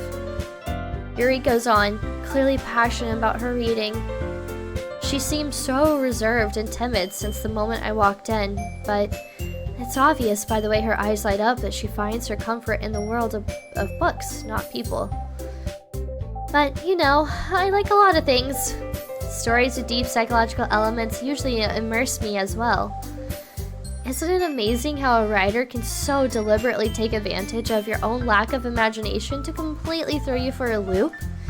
Anyway, I've been reading a lot of horror lately. I read a horror book once. I desperately grasped something I can relate to at the minimal level. At this rate, Yuri might as well be having a conversation with a rock. I'd expect that from you, Yuri. It suits your personality. Oh, is that so? Really, if a story makes me think or takes me to another world, then I really can't put it down. Surreal horror is often very successful at changing the way you look at the world, if only for a brief moment. Weeb, thank you so much for redeeming your daily cupcake. What kind of cupcake are you having today? Ugh, I hate horror. Oh, why's that? Well, Natsuki's eyes dart over to me for a split second. Never mind. That's right, you always like to write about cute things, don't you, Natsuki? What? What gives you that idea? You left a piece of scrap paper behind last club meeting. It looked like you were working on a poem called... Don't say it out loud! And give that back! Fine. Natsuki, you write your own poems? Well, I guess sometimes. Why do you care? I think that's impressive. Why don't you share them sometime? No! Natsuki averts her eyes. You wouldn't like them. Not a very confident writer yet. I understand how Natsuki feels. Sharing that level of writing takes more than just confidence.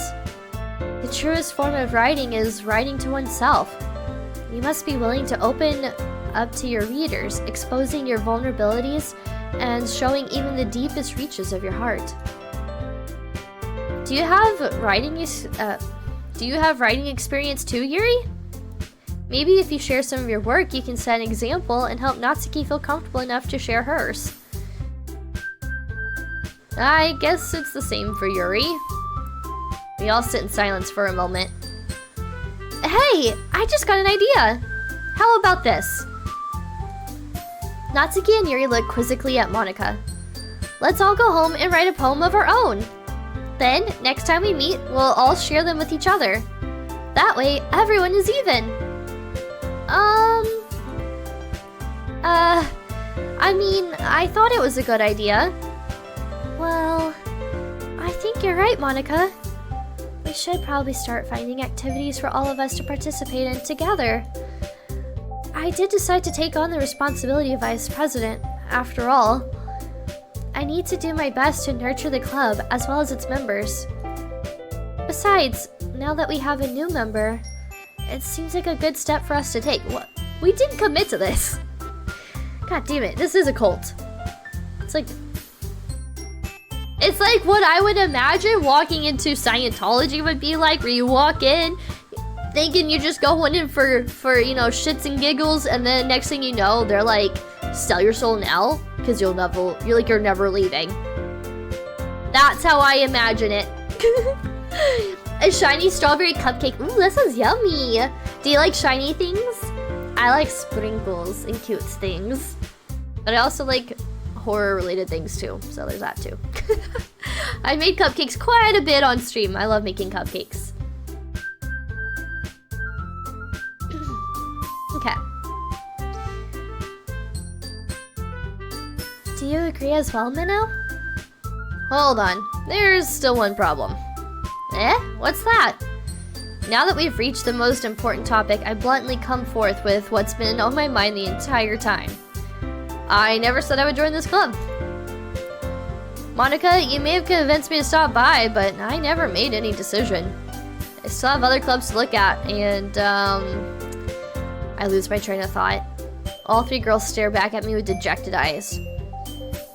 But... I am sorry. I thought... Eh? The girls exchange glances before Monika turns back to me. I guess I need to tell you the truth, Minnow. The thing is, we don't have enough members yet to form an official club. We need 4. And I've been trying really, really hard to find new members. And if we don't find one more before the festival, I am defenseless against these girls. How am I supposed to make a clear-headed decision when it's like this? I would feel terrible for letting everyone down in this situation. And besides, the club itself seems pretty relaxed. So, if writing a poem is the price I need to pay in order to spend every day with these beautiful girls... Right. Okay, I've decided then. I'll join the literature club. One by one, the girls' eyes light up. Oh my goodness, really? Do you really mean that, Minnow? Yeah. It could be fun, right? You really did scare me for a moment. I mean, if you really just left after all this, I would be super pissed. Minnow, I'm so happy. We can become an official club now. Thank you so much for this. You're really amazing. I'll do everything I can to give you a great time, okay? Oh, okay, Monika, calm down. Thanks, I guess. Okay, everyone. I think with that, we can officially end today's meeting on a good note. Everyone remember tonight's assignment? Write a poem to bring to the next meeting so we can all share. Monika looks over at me once more. Minnow, I look forward to seeing how you express yourself. Yeah. I can really impress the class star Monika with my mediocre writing skills. I already feel the anxiety welling up inside me. Meanwhile, the girls continue to chit-chat as Yuri cleans up the tea set. I guess I'll be on my way then. Okay. I'll see you tomorrow then. I can't wait. With that, I depart the club room and make my way home. It looks very... It's so strange looking at Cusco's home. The whole way, my mind wanders back and forth between these three girls. Natsuki, Yuri, and of course, Monika. Will I really be happy spending every day after school in literature club? Perhaps I'll have the chance to grow closer to one of these girls. Alright. I'll just need to make the most of my circumstances, and I'm sure good fortune will find me. And I guess that starts with writing a poem tonight.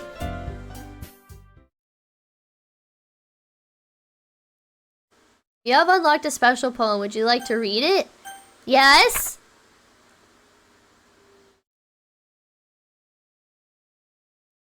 That is so fucked up!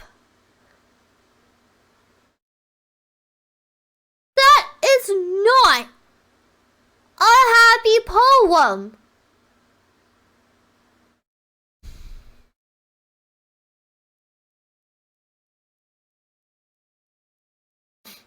There once was an ugly barnacle. He was so ugly everyone died the end.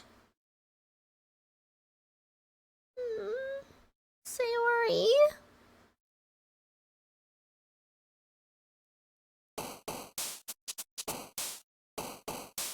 Okay.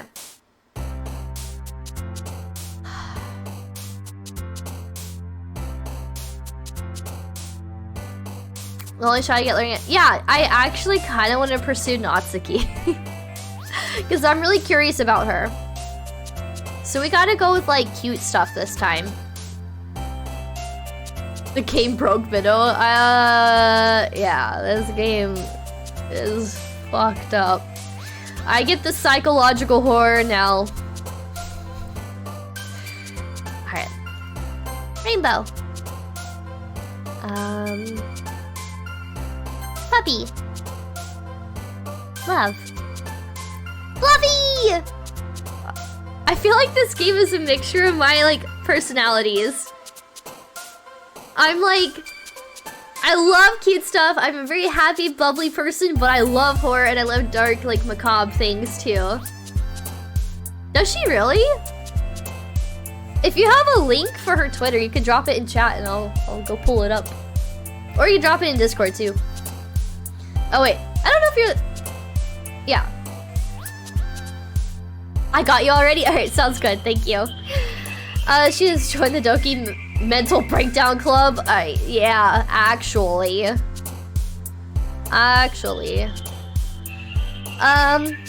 Flower.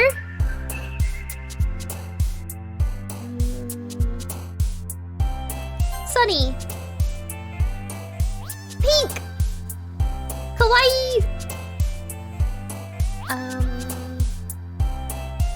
Fireworks. Bubbles. Lollipop. Fireflies.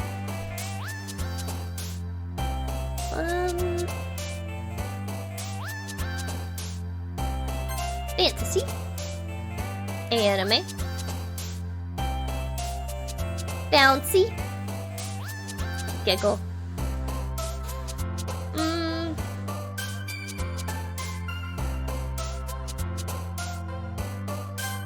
Music. I'm going with words that stand out to me that are like happy and stuff. Precious. Shit, I wanna massacre. Okay, we're gonna throw in one for Yuri.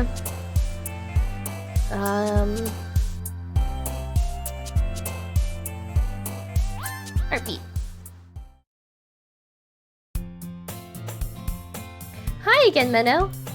Glad to see you didn't run away on us. Nah, don't worry. This might be a little strange for me, but I at least kept my word. She made a photo of her in a wedding dress. She is so beautiful. Oh my god, I bet! Oh, okay, here's the link. Let me click on it.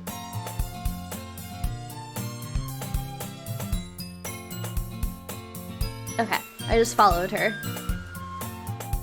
Why did the game just get, like, super intense with the music for a second. What just happened? It looks really weird for me.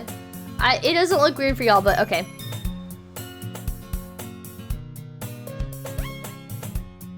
What just happened? Did something weird happen after I hit follow on Twitter?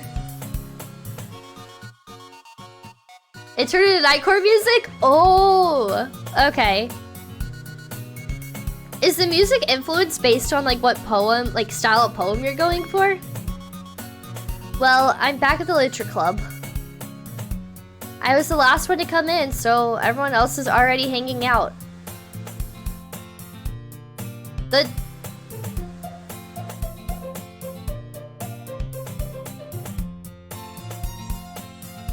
Hold on, the game's frozen. Or it's messed up.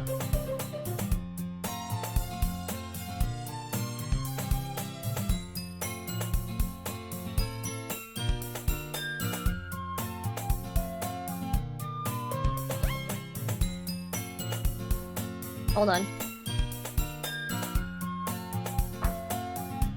Alright, there it goes, there it goes. I was like, something seems not right. Okay. Thanks for keeping your promise, Minnow. I hope this isn't too overwhelming of a commitment for you. Making you dive headfirst into literature when you're not accustomed to it? No! This game is tripping me out. Oh, come on. Like he deserves any slack. You already had to be dragged here by Monica. I don't know if you plan to just come here and hang out or what. But if you don't take it seriously, then you won't see the end of it. I can't even read! Okay, Natsuki certainly have a big mouth for someone who keeps manga collection in the club room. Damn, calling her out. Natsuki finds herself stuck between saying Monica and manga. Manga is literature. Swiftly defeated, Natsuki pops back into her seat. I'm sorry, Minnow. We'll make sure to put your comfort first, okay? Yuri shoots Natsuki with a disappointed glance. Anyway, now that you're in the club and all, perhaps you might have interest in picking up a book to read? Well, I can't really say no either way. Like you said, I'm in the club now. So it only feels right for me to do something like that if you ask. Wait, I didn't mean it like that. If you really don't want to, then forget I said anything, I guess. Ah, no, it's not that, Yuri. I want to try and be part of this club. So even if I don't read often, I'd be happy to pick up a book if you wanted me to. Are you sure? I just felt like, well, as vice president and all, that I should help you get started on something you might like. Yuri reaches into her bag and pulls out a book. I didn't want you to feel left out, so I picked out a book that I thought you might enjoy. The camera is crooked. Oh god, everything's so wonky. And zoom, yeah, everything's getting crazy. Let's see. Oh, only when you're reading someone else's poem. Okay, that makes sense. This game has weird codes in it. I don't even understand it, and I love this game when I play it. Yeah, this is really cool. This is really cool. Alright. It's a short read, so it should keep your attention, even if you don't usually read. And we could, you know, discuss it if you wanted. This is... How is this girl accidentally being so cute? She even picked out a book she thinks all like, despite me not reading much? Yuri, thank you. I'll definitely read this. I enthusiastically take the book. Phew. Well, you can read it at your own pace. I look forward to hearing what you think. Now that everyone's settled in, I expected Monica to kick off some scheduled activities for the club. But that doesn't seem to be the case. Yuri's face is already buried in a book. I can't help but notice her intense expression, like she was waiting for this chance. Meanwhile, Natsuki is rummaging around in the closet. Ugh! I hear Natsuki utter an exasperated sigh from within the closet. She seems to be annoyed by something. I approach her in case she needs a hand. You looking for something in there? Fucking Monica! Sorry, my voice like gave out on me. I can't do that for very long.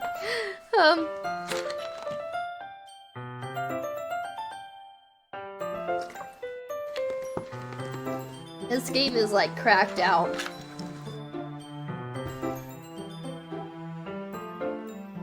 She never puts my stuff back in the right spot.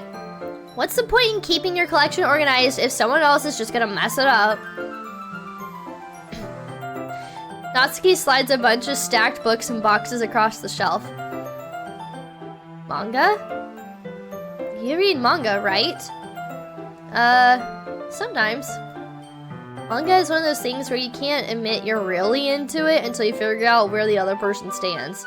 True. Yeah. I feel like being a nerd back in the day. Like, I can't really say too much. I wasn't super big into I wasn't into anime or anything yet.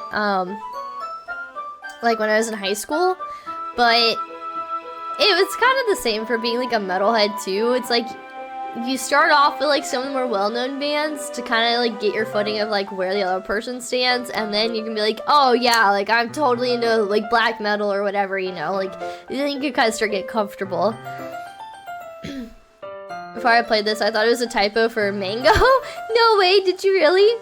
I've only read 2 mangas. I read Akame Zero to get backstory on Akame and Kirumi from Akame ga Kill. And then I also read the first volume of Chainsaw Man. I want to read more, but I also just want to watch the anime and then go back and read it, and I don't know, but I'm obsessed with Chainsaw Man.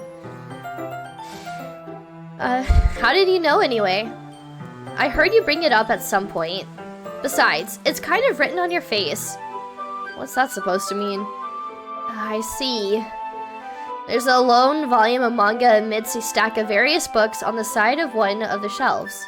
Curious, I pull it out of the stack. There it is! Natsuki snatches it out of my hand. She then turns to a box of manga and slips the volume right into the middle of the rest. Ah, much better. Seeing a box set with one book missing is probably the most irritating sight in the world. I know that feeling.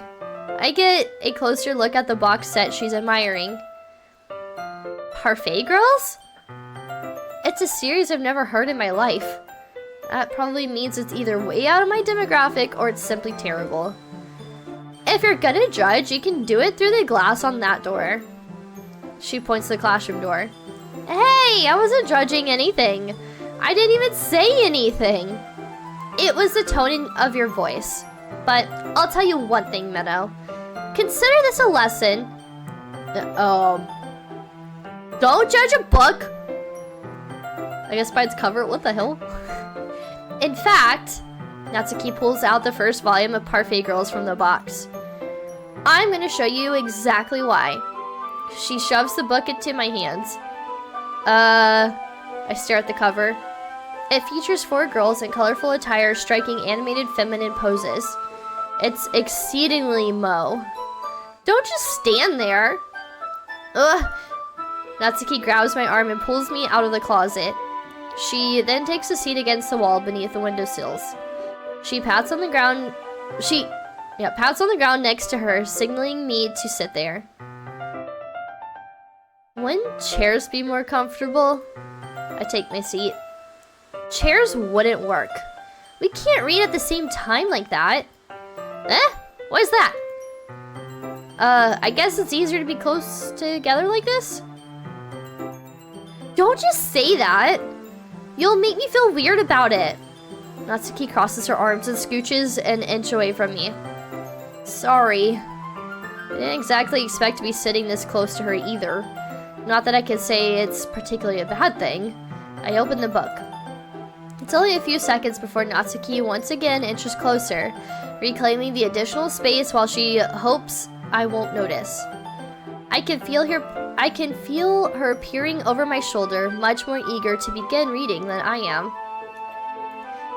Wow, how long has it been since I read the beginning? You don't go back and flip through the older volumes every now and then? Not really.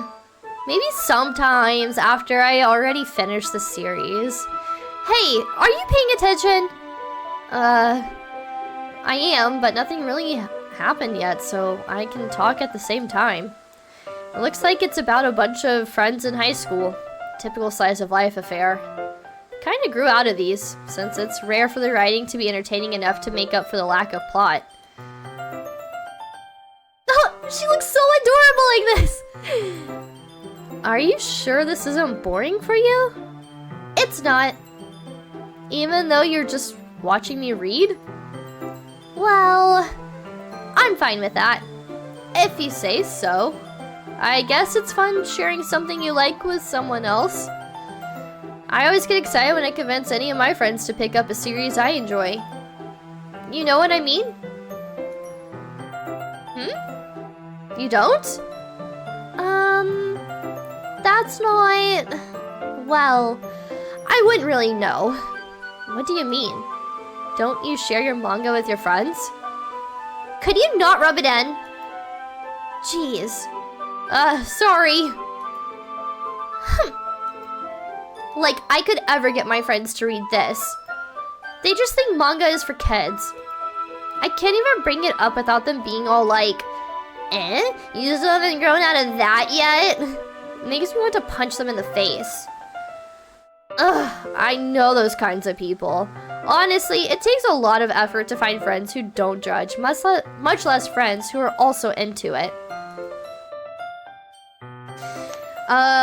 I saw a little bit of it. I've only read the first volume, and I watched all of the anime so far. I don't know who Astolfo is. Rip. I never heard of manga. Oh, okay. Sorry, Kusuro. I thought you said something else. I was just rereading your chat. Okay. I'm already kind of a loser, so I guess I gravitated toward the other losers over time. But it's probably harder for someone like you. Yeah, that's pretty accurate. Wait, which part? I mean, I feel like I can't even keep it in my own room. My dad would beat up the shit out of me if he found this. The language got very colorful, that's for sure. At least it's safe here in the club room. Except Monica's kind of a jerk about it. Ugh, I just can't win, can I? Well, it paid off in the end, didn't it? I mean, here I am, reading it. Well, it's not like that solves any of my problems. Maybe. But at least you're enjoying yourself, right? So? Jeez, that's enough. Are you gonna keep reading or what? Yeah. I flipped the page.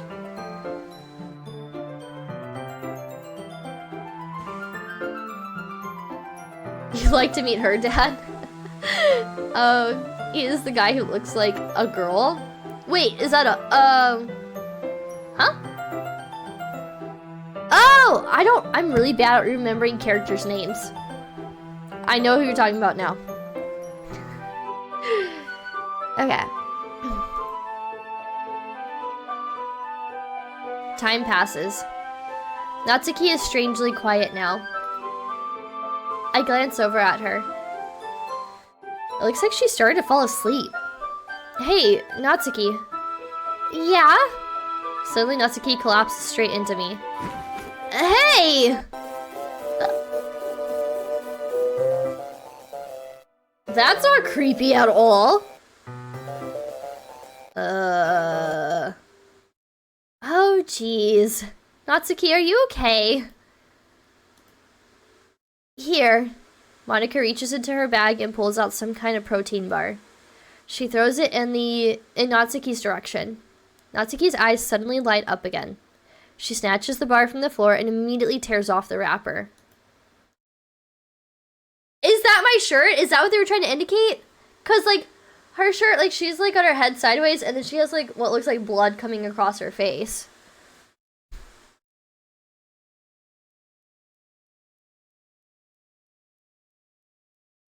Oh, okay. I haven't seen the Fate series. I want to. I just don't know where to start. Not your shirt? Yeah, I was gonna say, like, similar face. Her head's like this. You're close, Eric. I think you're close. I told you not to give. She doesn't even finish her sentence before stuffing it into her mouth. Don't worry, Menno. She's fine. It just happens every now and then. That's why I always keep a snack in my bag for her. Anyway, why don't we all share poems now? So, like, are we gonna go through the exact whole story again? Or is it a little bit shorter this time around? I'm just curious. Who to show my poem first to? I guess we'll do Monica first. I should start with Monica. Yesterday she seemed eager to read my poem and I want her to know I'm putting in effort.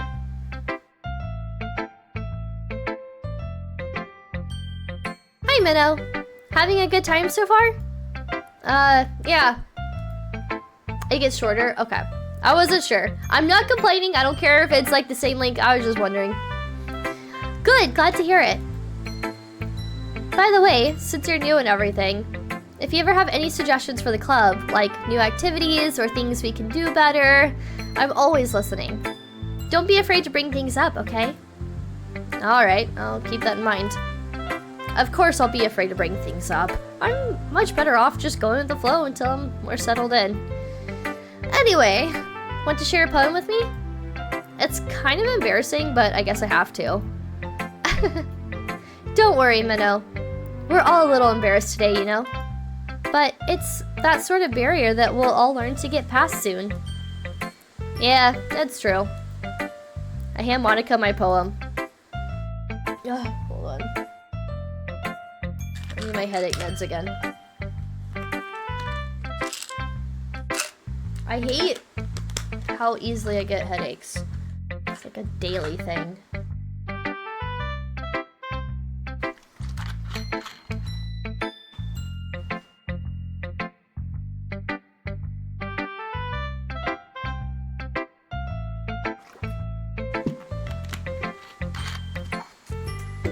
Okay, hopefully that headache goes away soon. I think it's like part of just like partially playing games. Sometimes playing games just gives me headaches, but I'm also really light sensitive too. So like, I know my ring light ain't helping me. Even though I have my ring light facing away from me, it's still reflecting off the wall. And it still gets to me. Alright, I like it, Minnow. Really? It's a lot cuter than I expected. Oh, jeez. No. It kind of makes me think of something Natsuki would write. And she's a good writer too. So take that as a compliment. If you say so. Wow, excuse me. I'm so sorry I burped. Yep. If you're interested in Natsuki, then always keep a snack on you. She'll cling to you like a puppy. I'm starting to pick up on the words that I selected for my poem being used. Natsuki's dad doesn't give her lunch money or leave her any food in the house, so she's in a fussy mood pretty often. But sometimes she just loses all of her strength and shuts down.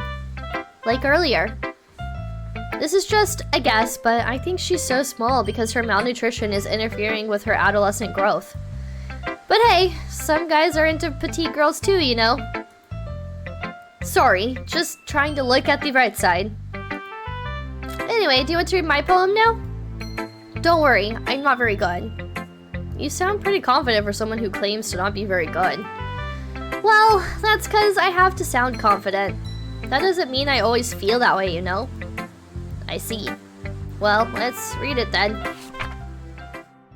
Hole and wall. But he wasn't looking at me. Confused, I frantically glanced at my surroundings. But my burned eyes can no longer see a color. Are there others in this room? Are they talking? Or are they simply poems on flat sheets of paper? The sound of frantic scrawling playing tricks on my ears. The room begins to crinkle, closing in on me. The air I breathe dissipates before it reaches my lungs. I panic. There must be a way out. It's right there. He's right there. Swallowing my fears, I brandish my pen. So, what do you think? These fucking headaches. It's very freeform, if that's what you call it. Sorry, I'm not the right person to ask for feedback.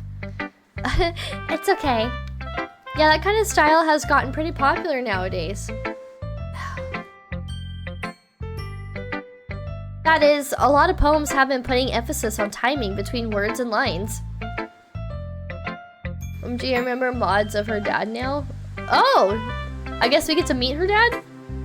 Maybe. Actually, don't say anything. No spoilers. Alright. When performed out loud, it can be really powerful. What was the inspiration behind this one? Well, I'm not sure if I know how to put it. I guess you could say that I had some kind of epiphany recently. It's been influencing my poems a bit. An epiphany? Yeah, something like that. I'm kind of nervous to talk about deep stuff like that because it's kind of coming on strongly. Maybe after everyone is better friends with each other. Anyway, here's Monica's writing tip of the day. Sometimes when you're writing a poem or a story, your brain gets too fixated on a specific point. If you try so hard to make it perfect, then you'll never make any progress. Just force yourself to get something down on the paper and tidy it up.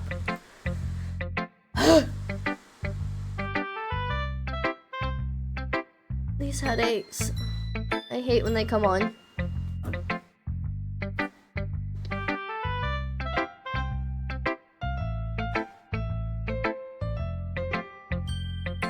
I think he's only mentioned I don't think he has a character model in the canon game. Okay, I see. Alright, cool. I was just curious. Another way to think about this. If you keep your pen in the same spot for too long, you'll just get a big dark puddle of ink. So just move your hand and go with the flow. That's my advice for today. Thanks for listening.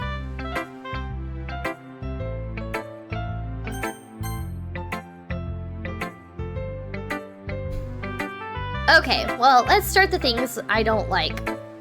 First of all, Natsuki rereads my poem. Never mind, I don't feel like giving you my opinion. Huh? Then what's the point of sharing in the first place? I wrote this when I could have been doing other things. In fact, remember how I said I wanted to read your poems? That's what I had in mind when writing this. I want to help you feel comfortable enough to share yours. Like Monica said. Well, I would be more comfortable sharing my poem if yours was really bad. You were supposed to show me some dumb poem and make me go, huh, well, it's not that great, but let me show you what real literature looks like. And you went and ruined it. I hope you're happy. So, in other words, you're saying you liked it? Ugh. Natsuki's retort gets caught in her throat. You're so... You don't understand anything, do you? I already told you that. You don't have to go announcing it to the world like you're all self-important. Pretty sure you never actually said that. I say that mostly to myself. Natsuki must really hate me or something. I can't figure out if it's a win or a loss that she liked my poem. In any case, you still need to show me yours, right? Grr, fine, I guess. Only because Monica will make me if I don't. Eagles can fly. Alright, this poem again. Monkeys can climb, crickets can leap, horses can race, owls can seek, cheetahs can run, eagles can fly, people can try, but that's about it. Yeah. I told you that you weren't gonna like it. I like it. What? You unlock a new gameplay mechanic with the skip tab at the bottom of the screen. When you reach dialogue that matches exactly what you have seen from Act 1, skip allows you to run past dialogue you have already read, while preventing you from flying past stuff you haven't seen yet. Oh, okay. Well, I'll still go through this, though, just to get that full effect of the story. But that's actually good to know, because I might go back at another point offline and play this and see what happens if I actually did pursue Sayori. Alright, just be honest. I am. Why are you so convinced that I wouldn't like it? Well, because everyone in high school thinks that writing has to be all sophisticated and stuff. So people don't even take my writing seriously. But is it the point of poems for people to express themselves? Your writing style wouldn't make your message any less valid. Yes, exactly! I like when it's easy to read, but it hits you hard. Like in this poem, seeing everyone around you do great things can be really disheartening. So I decided to write about it. Yeah, I understand. But the other nice thing about simple writing is that it puts more weight on the wordplay. Like, I set up for a rhyme at the end, but then made it fall flat on purpose. It helps bring out the feeling in the last line. So you did. I guess more went into it than I realized. That's what I meant. Oh, that's what it means to be a pro. I'm glad you learned something. Didn't expect that from the youngest one here, did you? Yeah, I guess not. I decided to humor her with the last comment. I don't really care how old everyone is, but if Natsuki is feeling proud, then I won't take that away from her.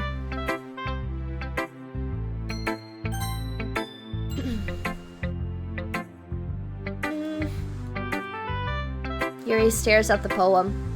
A minute passes, more than enough time for her to finish reading. Oh, sorry. I forgot to start speaking. It's fine. Don't force yourself. I'm not. I just need to put my thoughts into words. Hold on. Okay? This is your first time writing a poem, right? Yeah? Why do you ask? I'm just making sure. I guess that it might be after reading through it. Ah, so it's that bad. No! Did I raise my voice? I'm so sorry. Yuri buries her face in her hands. I couldn't help but notice that it's been several minutes and we really haven't gotten anywhere. I might take Yuri a while to get used to new people. It's fine, I really didn't notice. What were you saying? Right, it's just that there are specific writing habits that are usually typical of new writers. And having been through that myself, I kind of learned to pick up on them. I think the most noticeable thing I recognize in new writers is that they try to make their style very deliberate. In other words, they tend to pick a writing style separate from the topic matter, and they form-fit the two together. The end result is that both the style and the expressiveness are weakened. Once Yuri finds her train of thought, it's as if her demeanor totally changes. Her stammering is completely gone, and she sounds like an expert. Of course, that's not something you can be blamed for. There are so many different skills and techniques that go into writing even a simple poem. Not just finding them and building them, but getting them to work together is probably the most challenging part. It might take you some time, but it all comes with practice and learning by example and trying new things. I also hope that everyone else in the club gives you valuable feedback. Natsuki can be a little bit biased, though. Biased? How? Well, never mind. I shouldn't be talking about people like that. Sorry. It's fine. I'm not sure if Yuri is apologizing to herself, to me, or Natsuki. Do you mind if I read your poem now? Please do!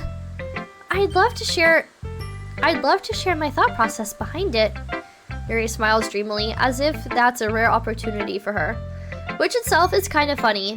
After all, isn't this supposed to be a literature club?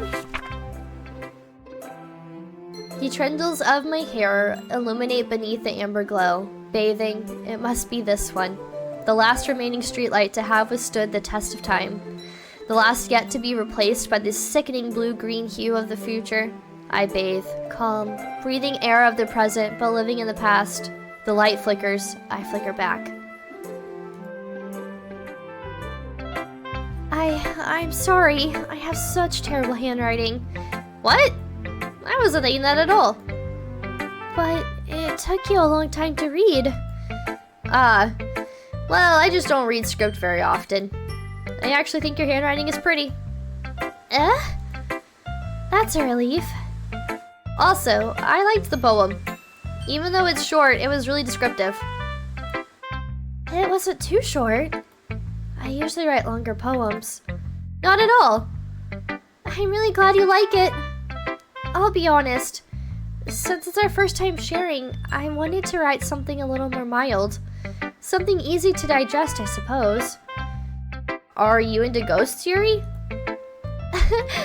Actually, the story isn't about a ghost at all, Minnow. Really? I must have totally missed the point. Well, suppose you did only glance over it after all.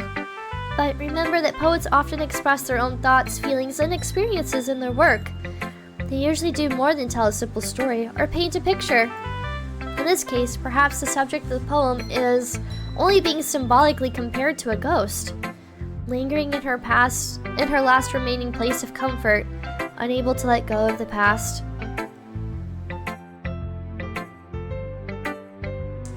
And soon to be left with nothing. This kind of sounds like she's writing about Sayori a little bit. That's a lot more solemn, putting it that way. I hadn't even thought of that.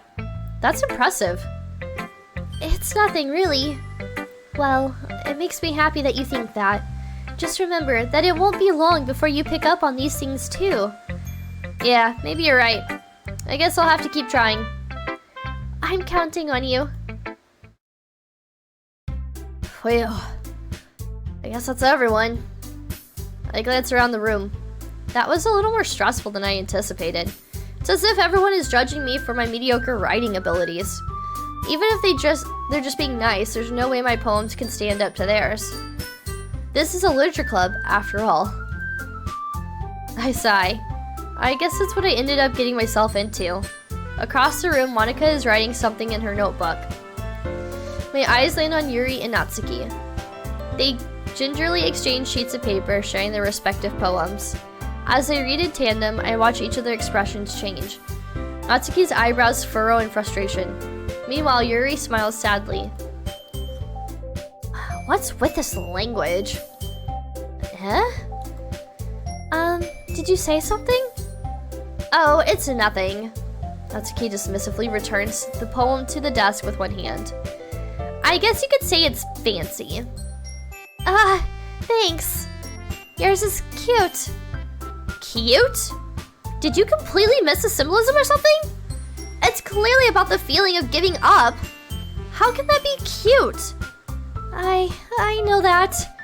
I just meant the language, I guess. I was trying to say something nice. You mean you have to try that hard to come up with something nice to say? Thanks, but it really didn't come out nice at all. Well, I do have a couple suggestions. If I was looking for suggestions, I would have asked someone who actually liked it. Which people did, by the way. Monika liked it, and Minnow did too. So based on that, I'll gladly give you some suggestions of my own.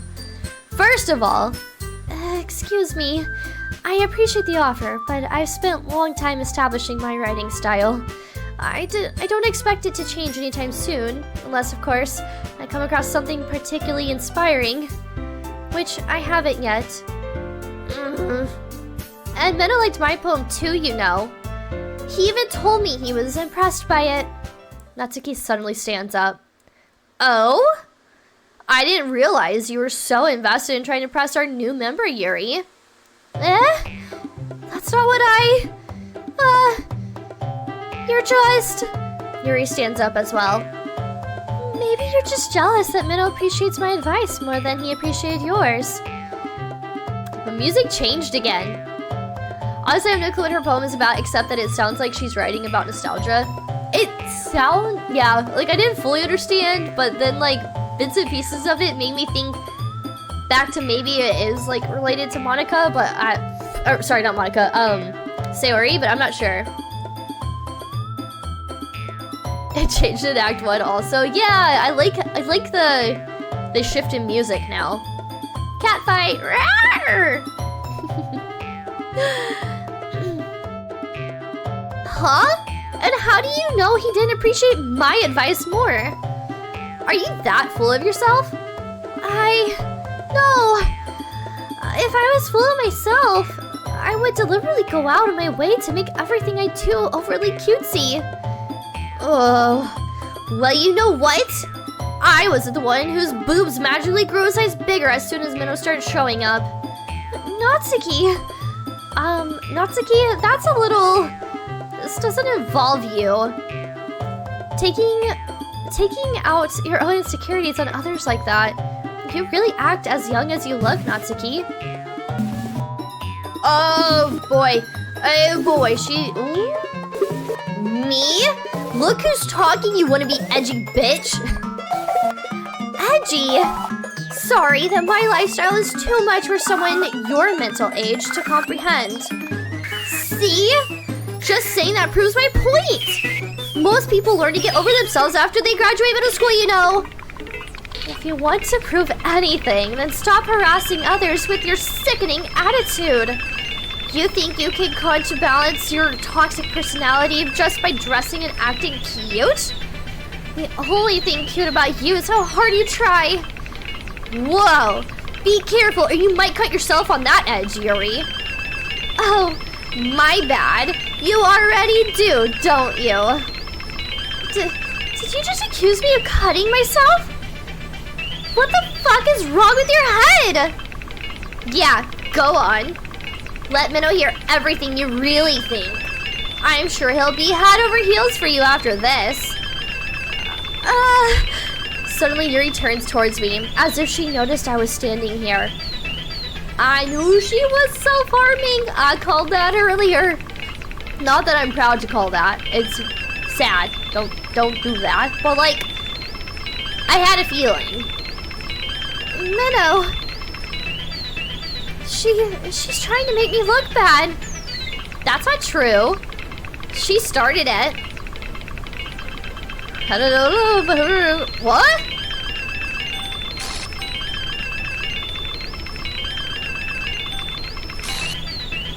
Oh my god, the text is getting bigger.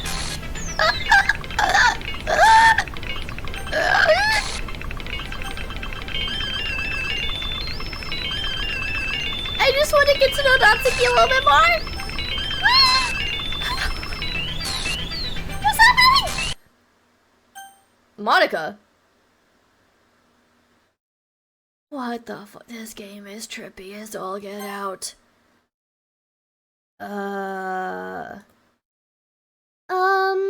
Hey, Minnow. Why don't we step outside for a little bit? Okay?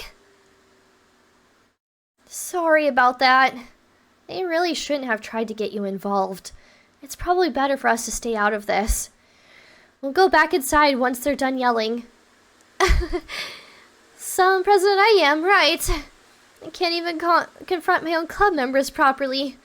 I just wish I was able to be a little more assertive sometimes. But I never have it in me to put my foot down against others. You understand, right? Anyway, if this makes you want to spend less time with the others, then that's fine. I'd be happy to spend time with you instead. Suddenly, Natsuki runs out of the classroom. She quickly runs away. Oh dear. Well, it looks like they're done. Nothing says pick me like standing in front of the dialogue box. Right? Right? Like someone's like, excuse me, I need to divert the attention back to me. I didn't mean it. I didn't mean it. I didn't mean it. Yuri is rocking back and forth in her desk with her palms on her forehead. Yuri? I didn't mean it. I believe you. I have no idea what Yuri might have said to Natsuki. Or did. Minnow, Please don't hate me. Please! I'm not like this. There's something wrong with me today. It's fine, Yuri. We know you didn't mean it. Besides, I'm sure Natsuki will forget about it all by tomorrow. Completely. Anyway, the meeting is over, so you can go home now if you want. Yuri looks at me like she wants to say something, but she keeps glancing at Monika. You can go first, Monika. I'd like to stay a little bit longer. I'm the president, so I should be the last one out. I'll wait for you to be done. Well, I'm vice president, so please let me take that responsibility today. It kind of sounds like you don't want me around for something, Yuri. It's not that. It's not that. It's just... I didn't get much of a chance to discuss my book with Minnow. It would be embarrassing with you listening. I guess I don't really have a choice, do I? I'm sorry for causing trouble, but I really appreciate... What the... Oh, okay! We write in poems! Alright. Still want to learn more about Natsuki, so, we'll go with Valentine. Sweets. Ocean. Chocolate. Kitty! Doki Doki! Sugar. Twirl. Pink! Swimsuit. Happiness. Evans. Oh. Okay. We'll always do one Yuri word, I guess. Heart.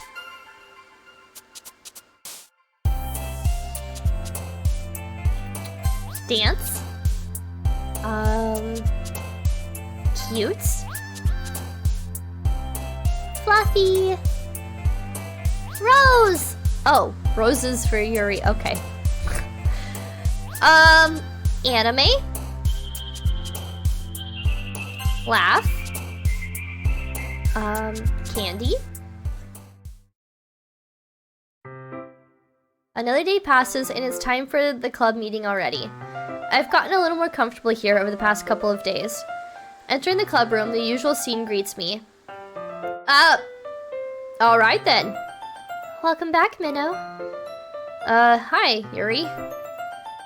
I'm not sure if it's me or if it's Yuri's expression, but the weight of yesterday's quarrel still hangs in the air a little. Yuri glances over her shoulder, looking around the room. Natsuki is reading manga at a desk. And surprisingly, Monika isn't here yet. Suddenly, Yuri takes my arm and pulls me to the corner of the room. About yesterday, I really need to apologize.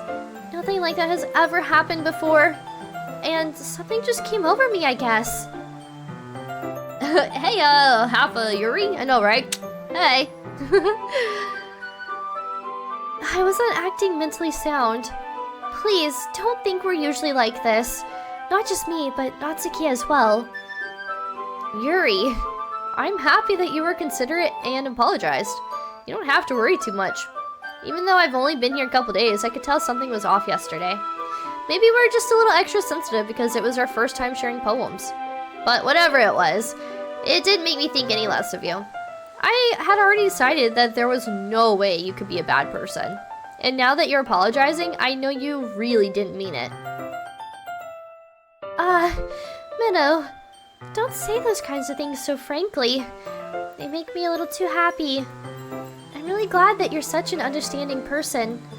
And I'm really glad that you joined this club. Everything is a little bit brighter with you around. And... sorry what I'm saying right now. I just... Hey, have you guys seen Monika? No, I haven't. I was also kind of wondering where she was. Man! Yuri, I'm guessing you haven't either. Yuri is clearly taken back by how calmly Natsuki is addressing her. No, I haven't. Jeez, this isn't like her at all. I know it's stupid, but I can't help but worry a little bit. What? Oh! I thought that was in the game for a second! I was like, whoa, what voice is that? I thought that was coming out of Natsuki. That was a good one, Weeb.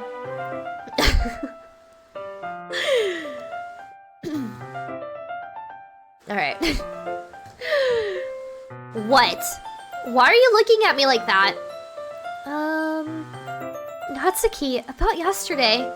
I just want to apologize. I promise, I didn't mean any of the things I said. And I'll do my best to stay under control from now on. So... Yuri, what the heck are you talking about? Did you do something yesterday? Eh? Jeez. Whatever on your mind, I'm sure it was nothing. I don't even remember anything bad happening. You're the only kind of person who worries too much about the little things, aren't you? But... I'll accept your apology anyway if it helps you feel better about it. Besides, it's kind of nice to hear since I was always afraid you secretly hated me or something like that. No, not at all. I don't hate you. Well, you're kind of weird, but I don't hate you either. Natsuki turns to me. You're still on trial, though. Hey! Suddenly the door swings open. Sorry, I'm super late. Wait, no, she did not say that. Hold on. Sorry, I'm super sorry. Ah, there you are. I didn't mean to be late. I hope you guys weren't worried or anything. Nah. Well, Natsuki was. I was not. What took you so long anyway? Well, my last period today was study hall. To be honest, I kind of just lost track of time. Yeah, you got me good, Weeb. You got me good. I like when y'all guys can catch me off guard with the sound alerts. That makes no sense, though. You would have heard the bell ring at least. I must not have heard it since I was practicing piano. Piano? I wasn't aware you played music as well, Monica. Don't give me more credit than I deserve. I guess I've been practicing for a while, but I'm still not really good yet. Still, that must require a lot of dedication. So, I'm still impressed. Well, thanks, Yuri. You should play something for us sometime. Monica looks at me. Well, I'm working on writing a song, but it's not quite done yet. Maybe once I get a little bit better, I will. That sounds cool. I look forward to it. Is that so? In that case, I won't let you down, Minnow. Monica smiles sweetly. I didn't mean any pressure or anything like that. Don't worry. I was hoping that I could share it with you anyway. I guess that's why I've been practicing so much recently. I see. I'm not sure if Monica was referring to the whole club or just me. In that case, best of luck. Thanks. So, I didn't miss anything, did I? No, not really. I choose not to bring up anything that the three of us talked about. Besides, Natsuki has already run off into the closet. Minnow, since your compliments put me in a good mood, I was wondering if you'd like to spend some time together today. I mean, in the club. I suppose so. I don't think I could say no to you after you gave that book to me. Well, I guess I need to make sure Natsuki isn't waiting for me. After we finished reading yesterday, she's fine. She's reading over there, see? Don't think about her so much. She's used to being ignored. Come on, we're going over there. She crazy. What's the story about anyway? Well, I look at the cover of the book. The book is titled Portrait of Markov. There's an ominous-looking eye symbol on the front cover. Basically, it's about this religious camp that was turned into a human experiment prison. And the people trapped there have this trait that turns them into killing machines that lust for blood. But the facility gets even worse, and they start selectively breeding people by cutting off their limbs and affixing them to Oh, that might be a little bit of a spoiler. Throat's getting dry again. Right? It does sound like a Russian sleep experiment.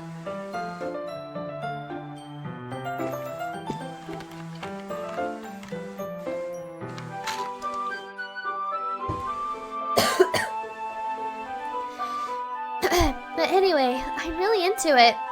The book, I mean. Not the thing about the limbs. That's kind of... It's kind of dark, isn't it? Yuri made it sound like it was going to be a nice story, so that dark turn came from nowhere. Are you not a fan of that sort of thing, Minnow? No, it's not that. I mean, I can definitely enjoy those kinds of stories, so don't worry. I hope so. Yeah, I totally forgot that Yuri is into those things. She's so shy and reclusive on the outside, but her mind seems to be completely different. It's just that this kind of story, it's the kind of that challenges you to look at life from a strange new perspective. When horrible things happen, not just because someone wants to be evil, but because the world is full of horrible people and we're all worthless anyway. Then, suddenly, I'm rambling, aren't I? Not again. I'm sorry. Hey, don't apologize. I haven't lost interest or anything. Well, I guess it's alright then. But I feel I should let you know that I have this problem. When I let things like books and writing fill my thoughts, my whole body gets woo! I kind of forget to pay attention to other people. So, I'm sorry if I end up saying something strange. And please, stop me if I start talking too much. I really don't think you need to worry. That just means you're passionate about reading. The least I could do is listen. It's a literature club after all. That's true. In fact, I might as well get started reading it, right? Yes! I mean, you don't have to, but... What are you saying? Let me just get the book. I quickly retrieved the book that I had to put into my bag. Alright. If it's fine, I sit here, right? I slip into the seat next to Yuri's. Yeah. Are you sure? You seem a little apprehensive. I'm sorry. It's not that I don't want you to. It's just something I'm not very used to. That is, reading in company with someone. I see. Well, just tell me if I end up distracting you or something. Alright. I open the book and start the prologue. I soon understand what Yuri means about reading in company. It's as if I can feel her presence over my shoulder as I read. It's not particularly bad. It's not a particularly bad thing. Maybe a little distracting, but the feeling is somewhat comforting. Yuri is in the corner of my eyes. I realize that she's not actually looking at her own book. I glance over. It looks like she's reading from my book instead. Sorry. I was just bathing in the feeling that... Yuri, you really apologize a lot, don't you? I do? I don't really mean to. Sorry. I mean... Here, this should work, right? I slide my desk up until it's up against Yuri's and hold my book more between the two of them. I suppose so.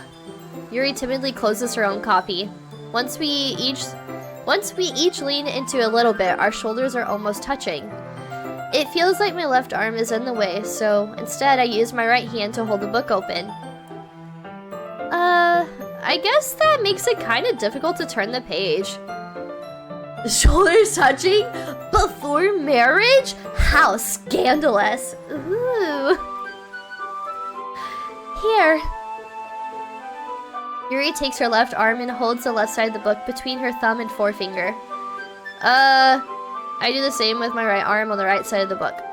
That way, I turn a page and Yuri slides it under her thumb after it flips to her side. But in holding it like this, we're huddled even closer together than before. It's actually kind of distracting me. It's as if I can feel the warmth of Yuri's face and she's in the corner of my vision. Are you ready? To turn the page? Sorry. I think I got a bit distracted for a second. I glance over at Yuri's face again and our eyes meet. I don't know how I'll be able to keep up with her. That's okay. You're not as used to reading, right? I don't mind being patient if it takes you a bit longer. It's probably the least I can do, since you've been so patient with me. Oliver? Hey, Ollie. Ollie? Come here. My cat's here with me now. Ollie? Hey. Oliver, come here. Come here. What are you doing? Ollie, come here. Come in my lap. Ollie. You got this. Look, everybody. We've got a little baby Oliver. Hi, everyone. This is my kitten. This is Oliver. He's actually about to be 1 year old. My little baby. This is Ollie. He actually is looking at the camera. Usually he's really camera shy. Wanna stay in my lap? Okay. Alright, we'll have Oliver as our company. Hey, you're pushing away my mic.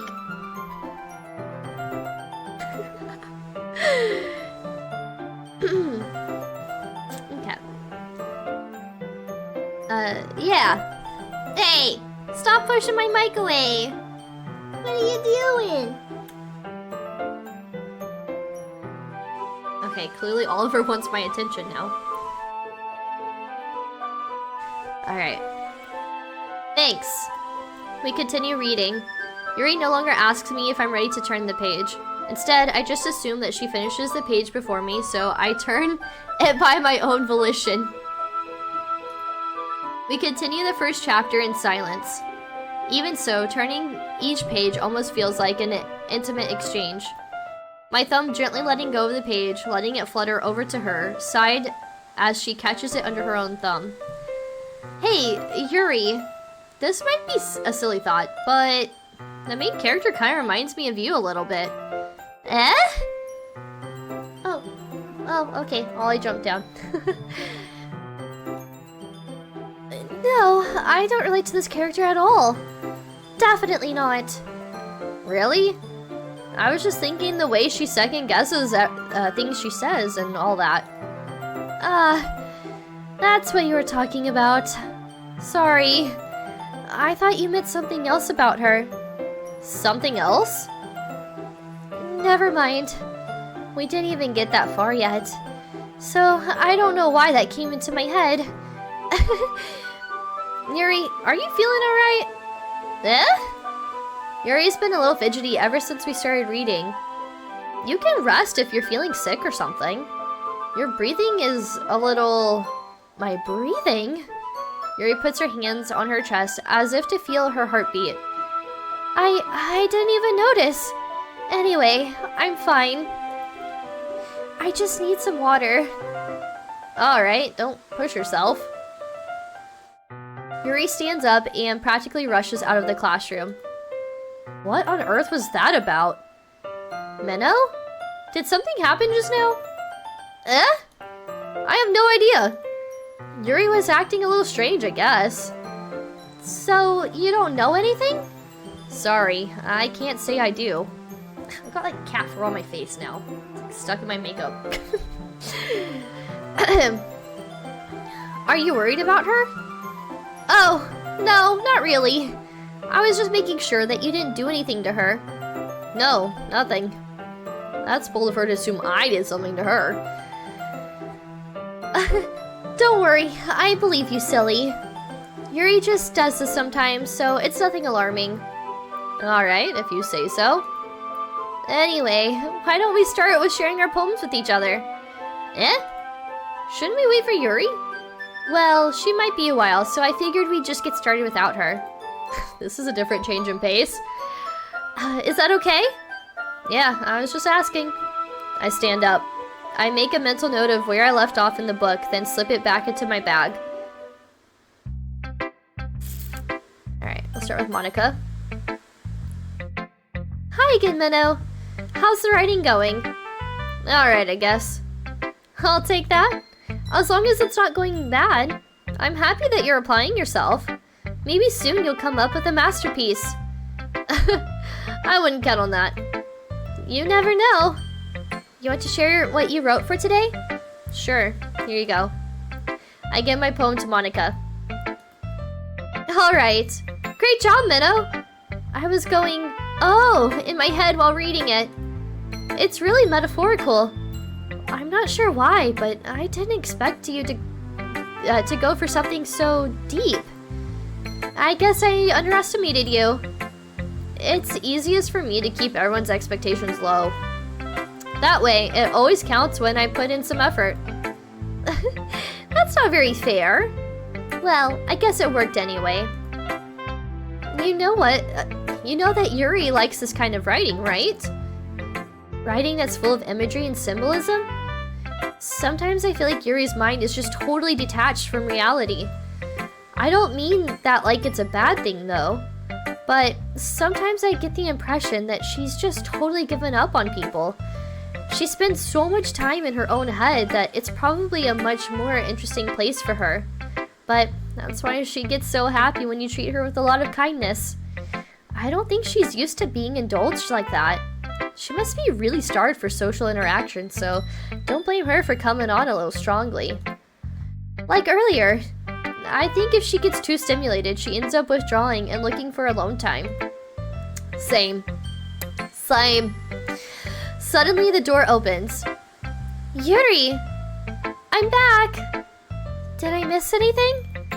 Not really. Well, we all started sharing our poems with each other. Eh? Already? I'm sorry for being late. No need to apologize. We still have plenty of time, so I'm glad that you took all the time you needed. Alright. Thanks, Monica.